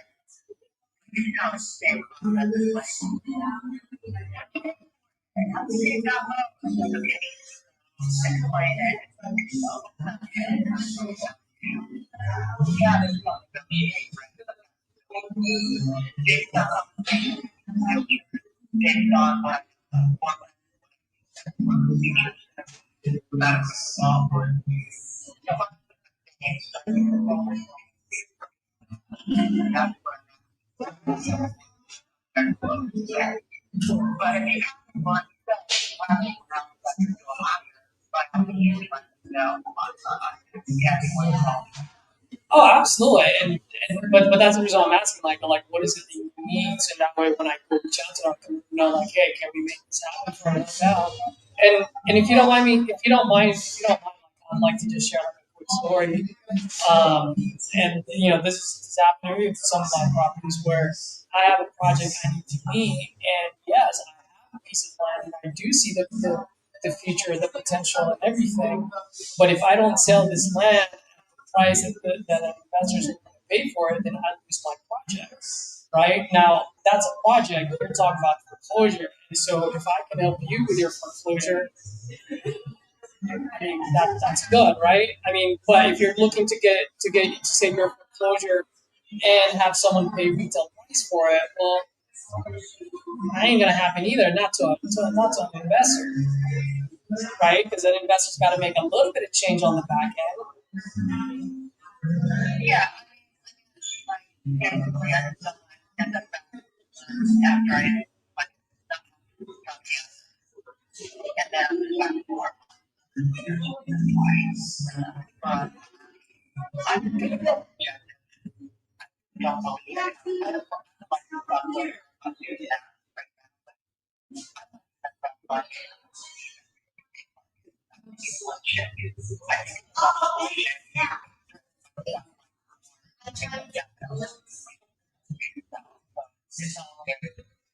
Yeah.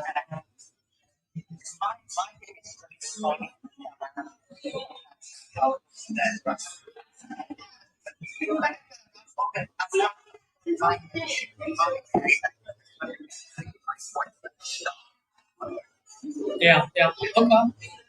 Yeah, that's no problem. Well, if you ever, just hopefully you never have to make this call, but if you have to make that call and you go, hey, like I'm willing to take it because this solves my problem, please let me know or add me to your contact list.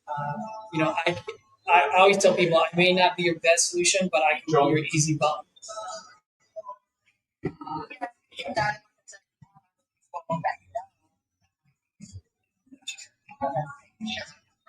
Oh, absolutely. More than happy to. And I will send this to one guy that I know that loves to buy land all across the nation. And we'll take a look at it. And if there's a certain price point that makes sense, I'll let you know if you can make it happen. Let's go. If not, my name is Caesar. Add me to your contacts, okay? You never know. Okay, bye.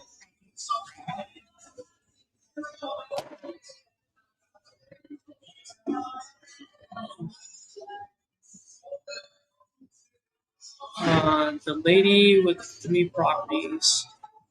Talking about the one with the 2 properties. Yeah, that would have been a question to ask. How close can they get to my price? Yeah.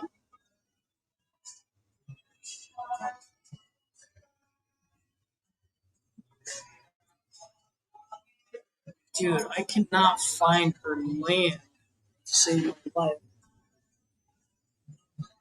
Where is this place?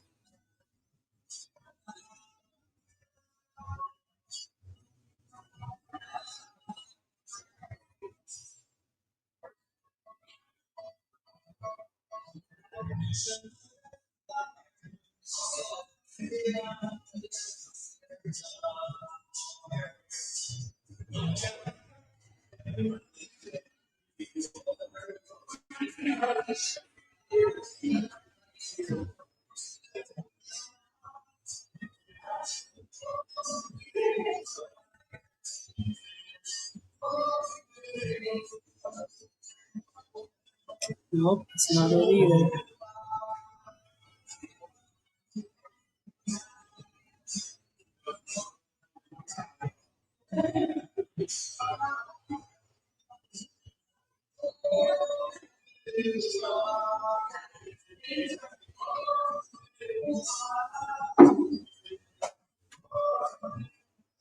My name is Angel. Dude, I think she has the wrong address and wrong number.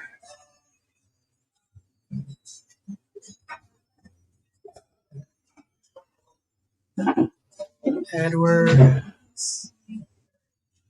you're on, you can unmute yourself. My bad. Oh, no, I no, have no it worries. silence on my end. Okay,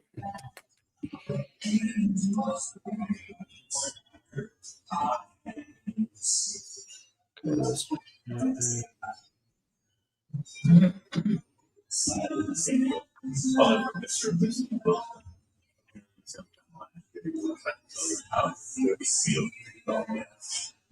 Just call me back if I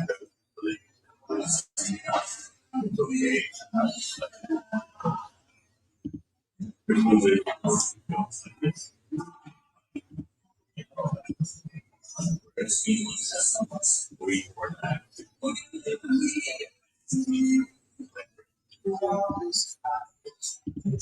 right, I'm gonna have to submit that to Claude's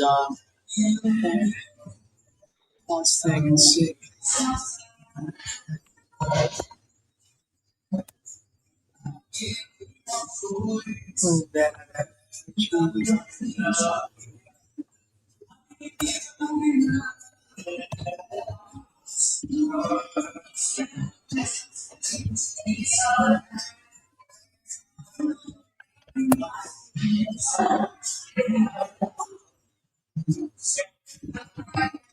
Two tens.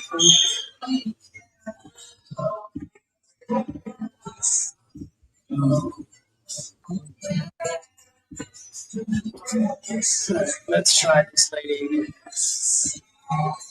Did we reach out to every single one that we bought, Edward? Yeah, I We have. did. Right? Yeah. I think I've reached out to like each one 3 times. Let's see. Let's double check. Just want to make sure we didn't drop any.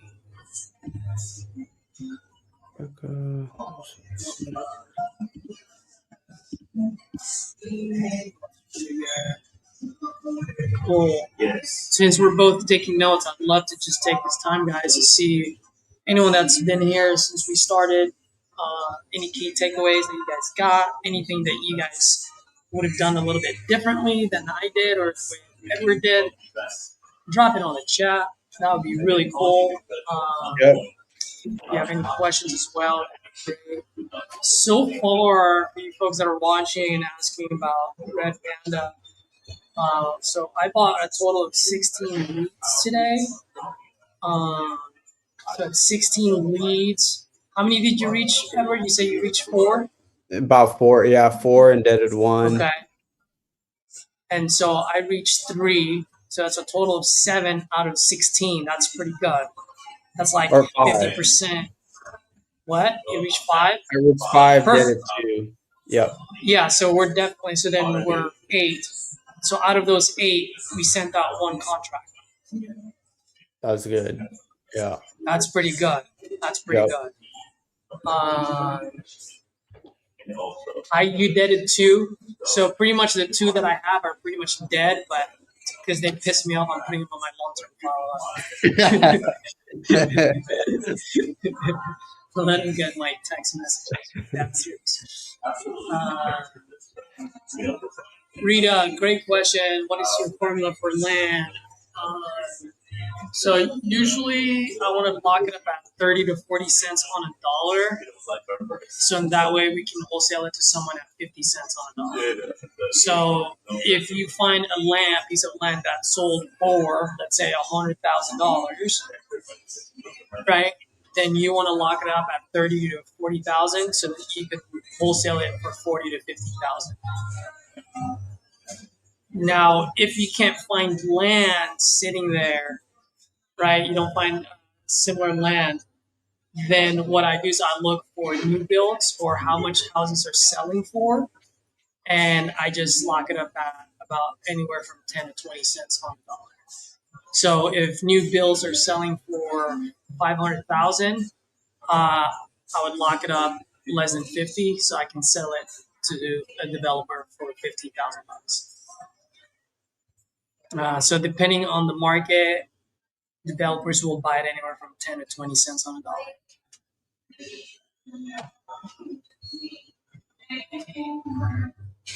Tyler Osborne, you still here, buddy?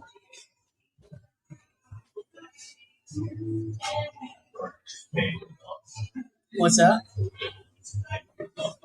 Have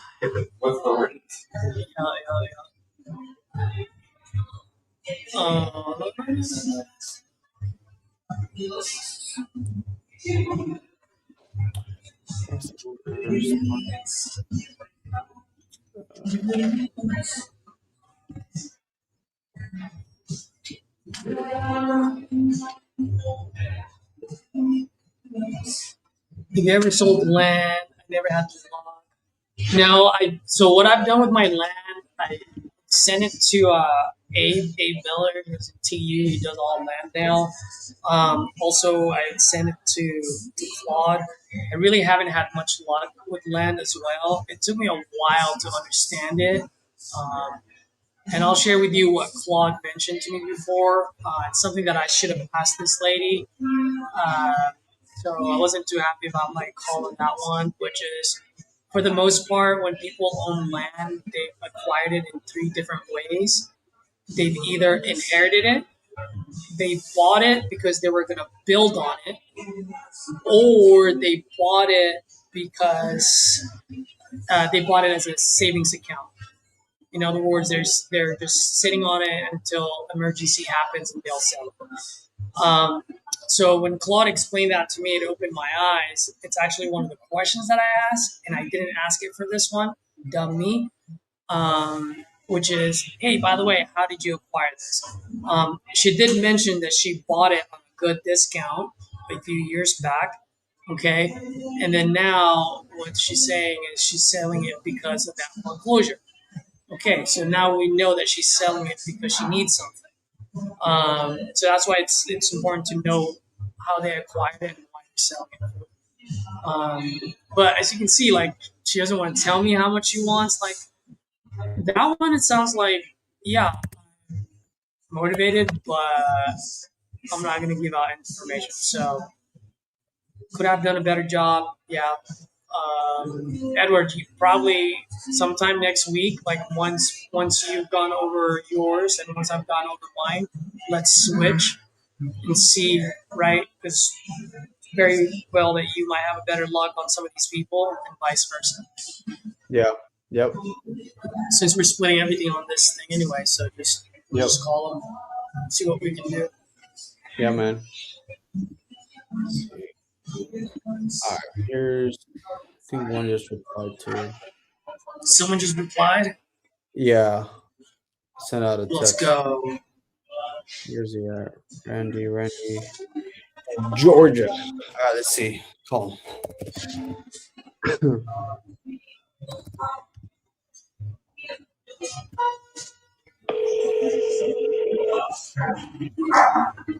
Hello, is this Randy?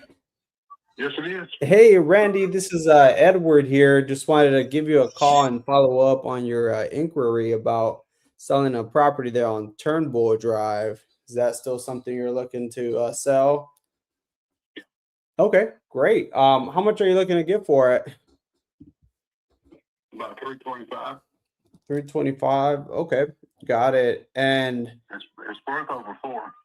oh wow, okay, awesome. And just so I can get a better feel for the property and see if we can put something together here that lines up with what you're looking for. Walk me through. I mean, do you live there? Is it vacant or what's going on with it? Oh, cool. Where are you headed to next? I'm sorry. I was like, oh, cool. Where are you headed to next? Dothan, Alabama. Oh, wow. Nice. I got to move closer to my parents. They're getting old, and I'm going to go down there and try to take care of them. Oh, wow. Well, I'm sorry to hear that. I mean, had something happened where things kind of changed recently, or what was going on there? Well, my mom's got Alzheimer's, and my dad's he's 94, so Oh, yeah. they just got to have somebody around. Yeah. Well, I'm so sorry. That could definitely be tough to deal with, especially your dad all alone. And I know that can be easy. And I had a family member with Alzheimer's, so I understand. Yeah. Could be very difficult there. Well, I definitely want to see what I could do here to help. While I'm, taking a look here at the property, if you don't mind me asking, I guess what was it that kind of made you want to move on from the property now, aside from, obviously moving down closer to family or your parents there? Yeah.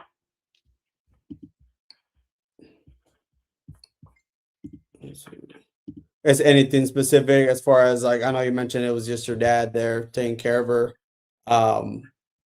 Any specific that kind of drew you to move out there now, or how long has that been going on? Well, I plan on trying to get out of here by the end of the year.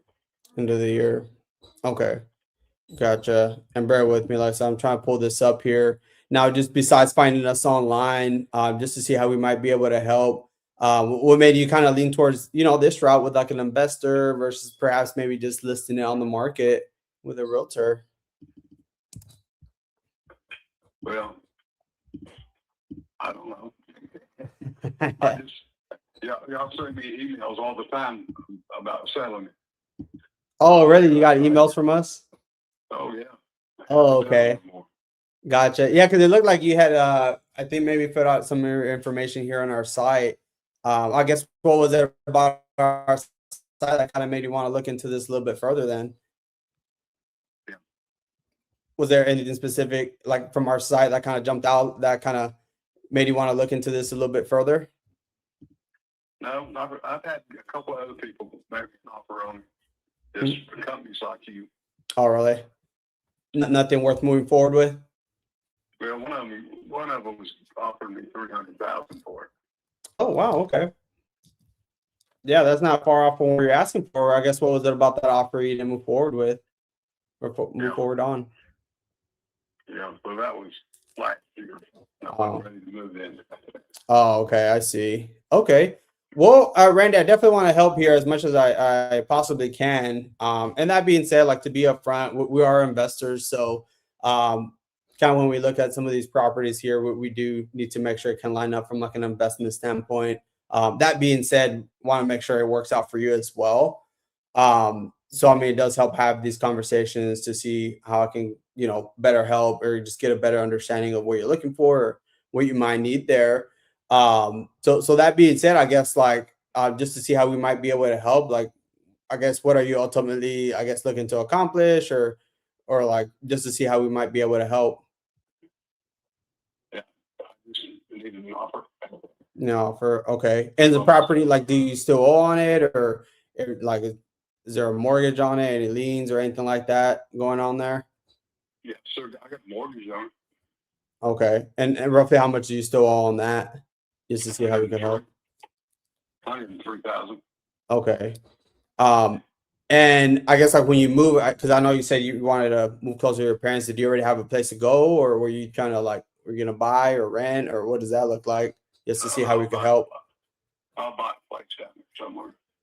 Oh, okay. Did you already have like places you were looking at, or kind of where you're on that process? We could perhaps even help. I haven't been looking because I ain't ready to move yet. Oh, until a year. Okay. All right. Let's see. And I guess if we were able to, let's say, give you an offer here, I mean, is it something you would be moving forward with today, or something that you would still want to wait a little bit later? Well, I'll be out of here within the next 90 days anyway. 90 days. Okay. Let's see. Okay. And aside from obviously paying the mortgage, I mean, is there anything else you feel like you would need to make the transition? I know you're trying to find another place. I mean, what does that look like? Just to see how we could put something together here that lines up with what you're looking for. Yeah, that'd be fine. Then. Okay. Now, and I know I'm asking these questions just so I get a better understanding here. See how we could help.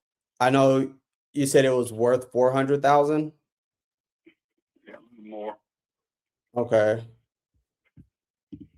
What would I need to get it up there to the 400? I don't want 400. That's why I was only asking 325 something. To get rid of it. I can Right. put it on the market and they'll sell it for close to 400. Mm-hmm. There's a house 2 doors down just sold for 650,000. Mm-hmm. Okay.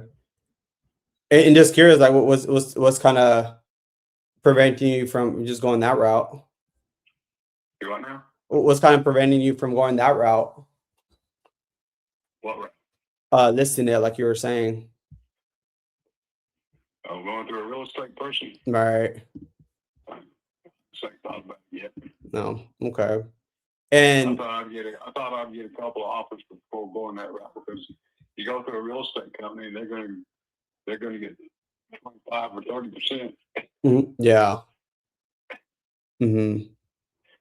Okay. So it sounds like you just kind of want to avoid the hassle and just make it quick and easy there. Yeah. Right.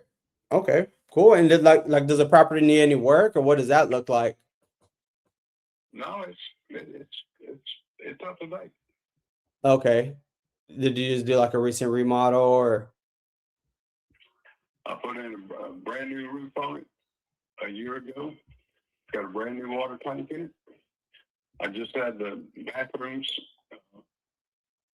redone. They had carpet in, I've got the wooden floors and the fancy bathroom, shower, and all that stuff in it. All it really needs is a paint job on the inside. Mm-hmm. And you say everything's in good shape, like you just updated everything. Yeah. Okay. I keep it pretty well fixed. Yeah. How many? I hate painting. You hate paint. Yeah. Yeah. How big is it, by the way? Because this is not showing that on my end. It's about 2,500 square feet. Okay. And then how many beds and baths is it? It doesn't show me that either. What are you looking at? I'm looking. I saw on Zillow here or in Redfin and stuff. It doesn't show anything. I can see part of the house, but it doesn't show me it. It's 4 bedrooms and 3 full baths. Okay. Let's see here. Bear with me. I'm taking a look here to see what I could do.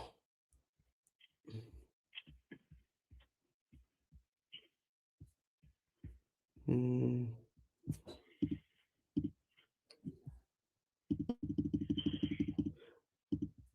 is it a little over an acre, or is it half an acre? It's about 3/4 of an acre. 3/4. Okay.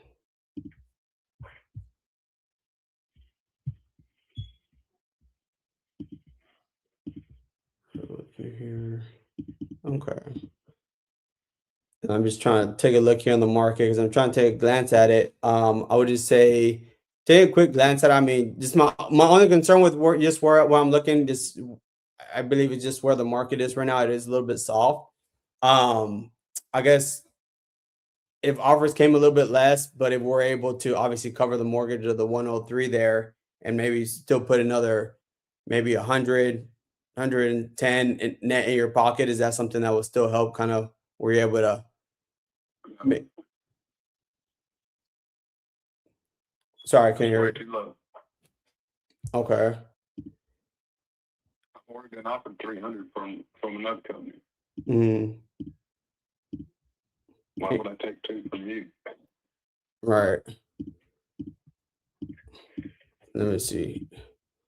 And that's why I'm trying to see what I could do here, because that's just my only concern there. Because I'm not seeing the ones that are 400. I see the ones that are signed for like 350, but they're all fixed up like completely, like new everything.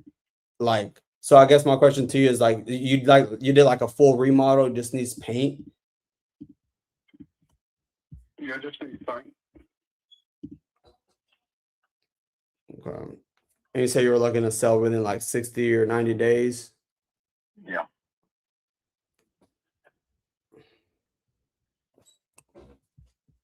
Okay. Let's see. And just making sure, just paint, right? Nothing major. No, there's nothing major wrong with it. Okay. And it would just be market ready at that point. Yeah. Okay. Well, man, I guess if the other option I could suggest, like if we're to come in and let's say we're able to line up where we get you, like obviously we have to pay off the mortgage of the 103 and still net you on top of that closer to like 175. I mean, would that be something that we could work something out there? No, I need at least 200. Yep. Let's see. 200. Man, you gonna go to Vegas and put it all in black, or what's the plan there? Jeez. I want to buy another house. I want to have a down payment on it. Oh man, we trying to put like 20-30% down, or what are you looking for there? No, I want to try to pay it off. Pay it off. Okay.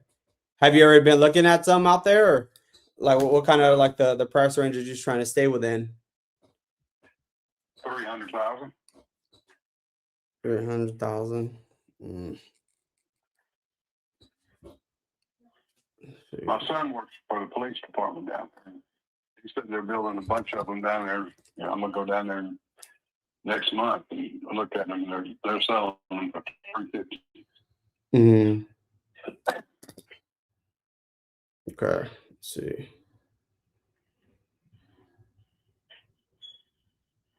So even if you put $100,000 down and still have another 75, 80 on top, that wouldn't do it. You what? I was saying even if you put 100 grand down to secure, like let's say one of those other properties there, and still have let's say another 80 on top. I mean, do you feel like that would help? Not 100,000 won't. No. Yeah, man, it is a little tough. That's what I'm saying. I've already been offered 300,000 for it. I'm not going to take less than what I've already been offered. Yeah, but you said that was last year. Yeah. Well, I mean, the market's different from a year ago. All I got to do is call them like I did you. Yeah. Yeah, man, I think that might be a better option there. I just, based on where the market is right now, I mean, it is a little bit different than last year. I would say maybe try him out. Man, it's really tough. I definitely want to see if I can come up there, but I just, man, unfortunately, I probably wouldn't be able to make that work there.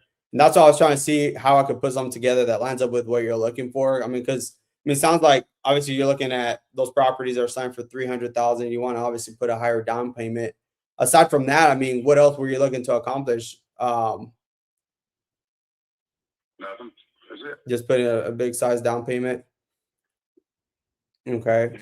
So even if you put like 180 down payment, even after we took care of the mortgage, that's not going to do it, or that wouldn't help. That wouldn't help it. No, because I want to pay 200,000 on it. If I got 100,000, it's like that to pay it off. Okay, well, instead of paying this one off, how about you put it towards the down payment? We cover the 103 that's owed here. That way, when we give you the other 180 on top, I mean that's what 280 right there. That's okay. Never mind.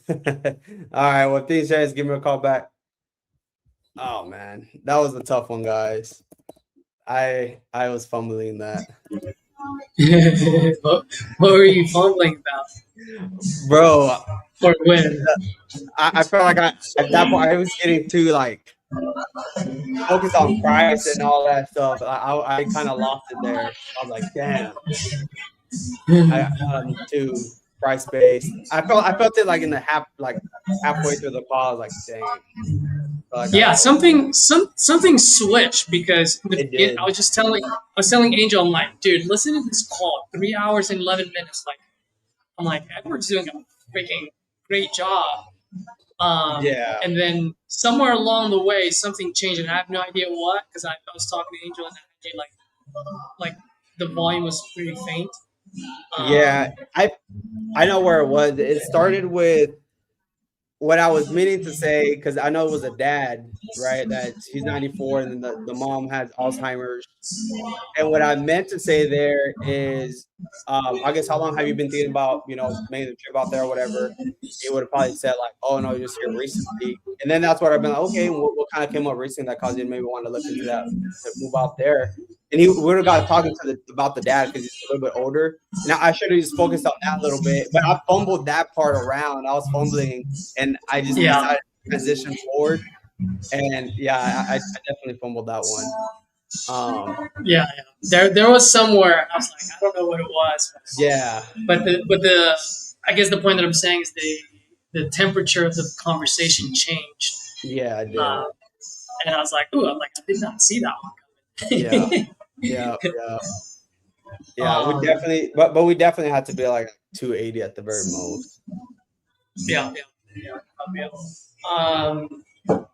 Let's see here, Joe. What did you ask here? How does it feel to be done 1/4 in the challenge? It feels pretty good, man. Any revelations useful? It's really about. I heard this quote yesterday, which was beautiful, man. Which was, discipline begins when internal negotiation ends. And one thing that we don't realize, even myself, is like all the little things that we do in life where we constantly negotiate with ourselves, right? And it's like, and it's so trivial. It's like, yeah, whatever. Like, I'll eat the snooze bug, or whatever. I'll eat that cup of ice cream, or whatever it is. But all those little negotiations we make with ourselves just stack up at the end of the day. And when they do, that's when you look and you go, fuck, I didn't do shit today. And so that's one of the revelations that I have. The other one is that I'm just accepting everything as is now. So it's like, even on my calls, right? And I gotta look at it too, because some of them I feel like, okay, well, was I short piece on that one, or could I have finessed it a little bit? Could I have done a little bit more NEPQ and asked a little bit more questions to unlock it? So I do have to go back to some of my calls, actually all my calls, and see. And at some point, I'm gonna have to just decide which route I want to go. Because at the end of the day, they all work. As long as you're confident with it, you do enough repetition. Because it really comes down to a couple of things. Like, at some point in a call, there's like that fork on the road that happens, and maybe when you're new, you don't even see this happening. And Edward, you've been making calls now, and I've been praising you since you and I have gone on a call. So I value your opinion on this. But there is like literally a fork on the road when you're talking on the phone with a person where it's like, do I keep trying to unlock here, or do I just fucking hit this person right between the eyes? because now I'm starting to just fully accept the fact that, yes, you're motivated. Yes, you have motivating factors, but because your timeline, and when I say your timeline, meaning where you need to achieve your goal or solve your problem is so far away that in your mind, when I say you, I'm talking about the seller. In the seller's mind, they have so much time that they have the ability to get the highest bid, to get the highest offer. Which is, that's their right, right? And if I were in their shoes, I'd probably do the same thing. And so now I'm just like, dude, I'm just looking for someone who needs it and who needs it now, not 3 months, 4 months, 5 months. I'm just to a point where I just don't want to deal with fuckery, you know. And so, am I losing some deals? Am I leaving some money on the table by giving up too soon? Yeah, I am. But I'm to a point now where I just don't want to waste the time anymore. But that's where I am in my journey, and then that might change after the 100 days. But that's where I am at this point. And I know that was kind of long-winded, but hopefully, Joe, that answered your question. What are your thoughts, Edward? No, I agree. I mean, I feel like there's always a time and place, right? Or like when to do it. Like how you were saying there. Like I felt like the perfect one to do it was when you talked to that Florida lead. I felt like that was like perfect timing to do that. Was it? Because I've been thinking about it since I got off. I was like, yeah. I mean, you could have. The other way. I mean, she wasn't giving you nothing. Like there's nothing like you could have. Maybe you could try, but I think it would have still been the same thing at the end of the day. You're talking about the one with multiple properties, right? No, the one that was like, I think she wanted like 750 or something. Or Claire. 375. Oh, Claire. Oh, yeah. Yeah. One. Yep. That was one of them for sure. There. Yep. You're right. Like my last call, that's the one that where like I could have like. He had motivation there. He had everything there. That is possible. So I put it here on the note that you need to give him a call. And that's when I'm gonna do a call review probably tonight. What was that? No, I'm saying like this one, the last call I had, like that one's definitely closable, but I did fumble that. So I wanted maybe later you could call them because I think it's closable, that deal there. Yeah. Definitely we can pass that over to me. And I think, and I'm gonna go back to some of my calls too over the weekend and send some of yours as well. Mm-hmm. Like that lady, the South Carolina one with the 2 properties. I'd want you to call that lady. She lives in Florida, 2 properties. She just pissed me off because no one bought her property at 334 and she wants to sell to me for 370. And then that's why I said, I'm like, no one bought it. I don't know if you heard me. You might have been on the phone. It's like, no one bought your house for 334. There's no way in hell I'm gonna buy it for 375. Yeah. And then she's like, oh no, you're mistaken me. She's like, I was saying that my realtor said that you could sell it for 350 to 385. I was like, oh, okay. So I was like, so then how much do you want for it then? And she was like, 310. And I'm like, okay. I'm like, how is that possible? Yeah. So that's why I told us, like, if you sold this at 334, after paying all the closing costs and realtor fees, you would have only walked away with $301,000, $300,000 bucks. I'm like, why are you charging me $10,000 more on a house that no one would buy? Yeah. And so I have to. This is my consciousness now, as we're gonna get off pretty soon.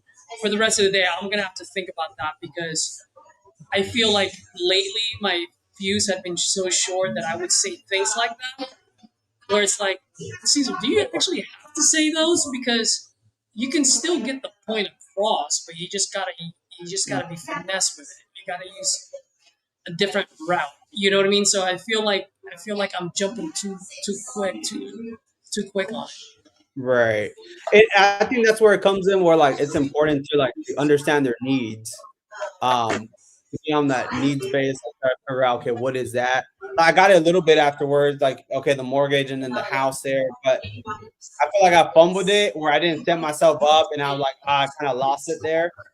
But that's where I feel like also too is like, okay, identifying and kind of like probing, clarifying on those needs or what they're looking to accomplish too, because that's where we gotta have to like hone in on it, so that way we could package, like how you said, like we had to package our offer based on like what they're looking for, that we able to present it in that same way.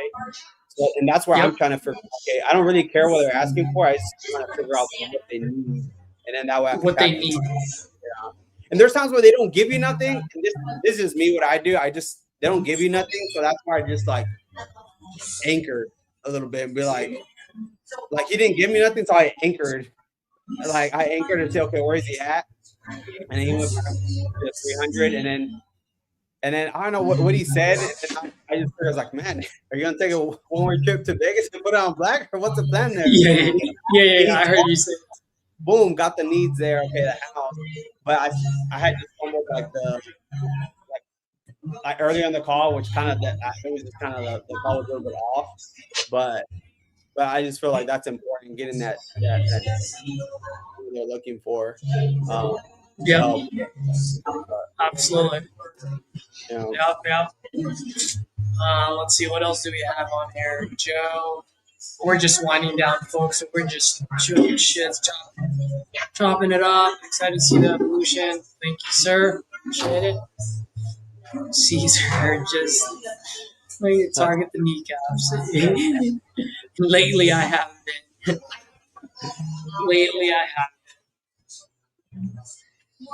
Dude, there was this one call, Edward, that I did. I wish it was recorded, but I called out of my cell phone, and it was on Discord, so I couldn't record it. But it was a deal in Jacksonville. A fellow team member, he just like Caesar's like, he's like, you need to call this person because, it's kind of like what you just did. Like, I just fumbled it. One way or the other, somehow he fumbled it. Because he's a pretty good closer himself. So I called, and she wanted like 120 or something like that, or not, like 100,000. And so I went her, I took her through my whole process, Edward, like asking questions. Then I educated her with her numbers, and then I said, well, like you can probably tell I'm a pretty straightforward guy. I like to talk with my cards face up on the table, like level with me for a second. What is it you're trying to accomplish? Literally, right when I said that, she opened up and she's like, well, look, my mom's sick, and my sister's, she's been taking care of my mom. And so there are days when she can't do that because obviously she has a job. Whatever. The point was she was driving literally an hour and a half each way just so that she can be with her mom when her sister couldn't. So she wants to go move closer to them so that they can.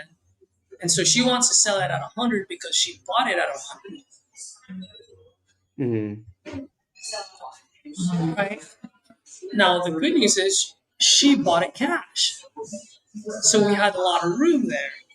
Right. And so come to find out, she wasn't going to buy a house. She was just going to rent, blah, blah, blah. She really doesn't want to feel like she's losing. She's like, dude, like, I understand you guys needed a certain price point for you to make money, but I feel like I'm just losing so much. And so at that point, I was able to attach, right, to grab onto, well, like, I understand that, but what happens? Do you want to continue to drive an hour and a half each way? And she didn't want to. So, I mean, to a point where I just said, hey, look, at some point, and I hate to say this, but at some point we got to cut off an arm to stop the bleeding, right? And so there's got to be a number where it achieves your goal, but it at least leaves me a little bit of meat on the bone. And so I ended up blocking. She went like at 100, 120. I ended up locking up like at 75. And in order to get across the finish line, I needed that 65. I believe that's what happened. I need to look exactly. But I was able to attach to what her needs were. You know what I mean? So I just wanted to share that story because because you're dead on that. Because once you're able to attach to a need, then that's when, because there's a bottom number. There is a number that they're willing to do. They just don't want to accept that number yet until they absolutely have to. Right. Yeah. Yeah. Yeah. And I feel like also too, you added like a consequence question there, like what happens if. So it makes like them feel the pain more. And then when you present your solutions, like at the end of the day, it would help X, Y, Z, and so like that's why I feel like it is important. Yep. Oh yeah. So I'm just looking at my thing now. It was at 60,000. So I had to get it down to 60 in order for it to make sense. And I signed it at 69.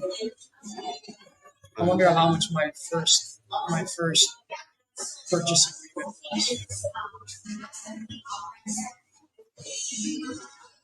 Purchase agreement that I first sent out to her.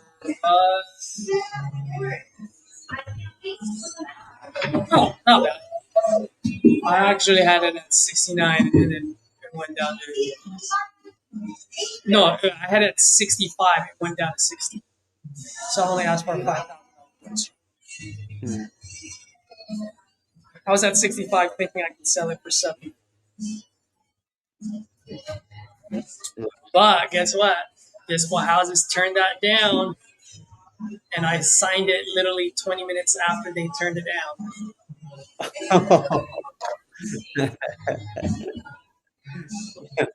Take that.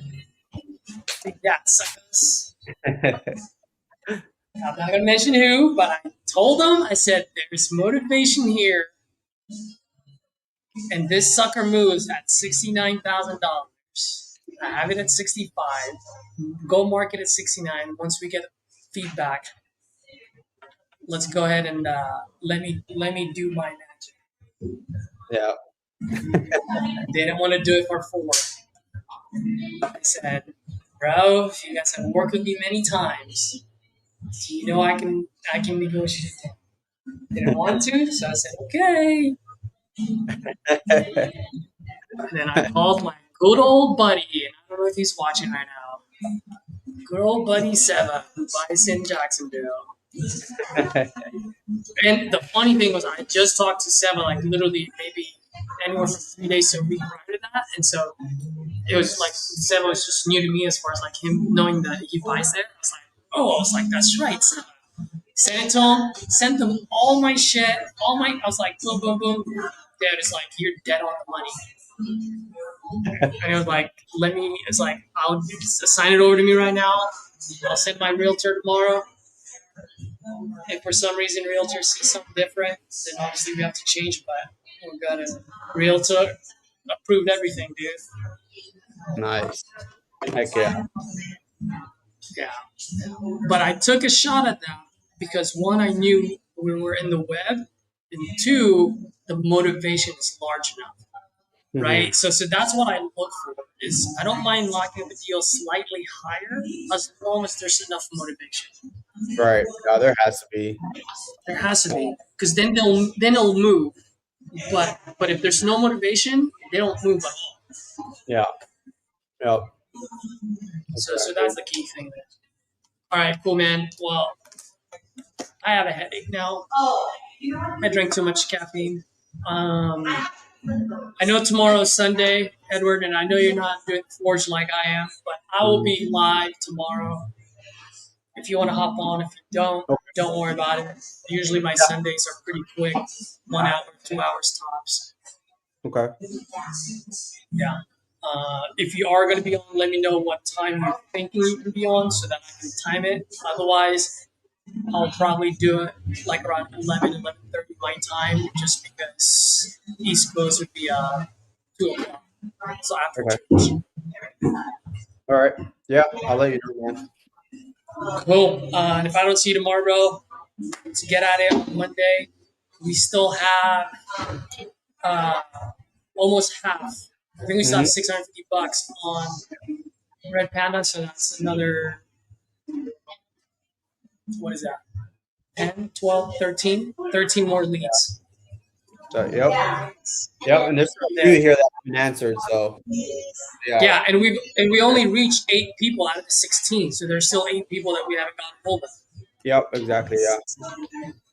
So to end the session, guys, we bought 16 leads out of 16. We reached 8 people. Out of 8 people, we pretty much dead 4. You dead 2, right, Edward? You dead 2. I long-term followed up 2. Actually, you know what? No, only one of them is a complete dead. The other one, I want you to give a shot. That's the lady that has 2 properties in South Carolina. Okay. You might get lucky on that one. Okay. And then 1 contract sent. So 1 sent out of 16 leads, guys. But the most important thing, though, is we got a hold of 8 of them. And out of those 8, only 3 of them were like, eh. Right? The other 5, there's room there. There's some motivating factors, but the timeline, they're still far away from their deadline. Yeah. Yeah, man. Overall, I think these were very great leads. Yep, I think so. Yep. Because I don't really, it's our first time using them, so I can't really go based on result based, but I'm looking at just how often do we get at that today, and that's really what you're buying for. All right. Yeah. Cool. All right, man. Edward, thank you, man. It's always a pleasure working with you. And for the rest of the folks, smash that like button, and if you learned anything, drop it in the comments so that a new wholesaler can come across this channel and learn from it. Tell them Angels this time. And Angel says, Bye. till next time, speed and volume, speed and volume. Let's go, man.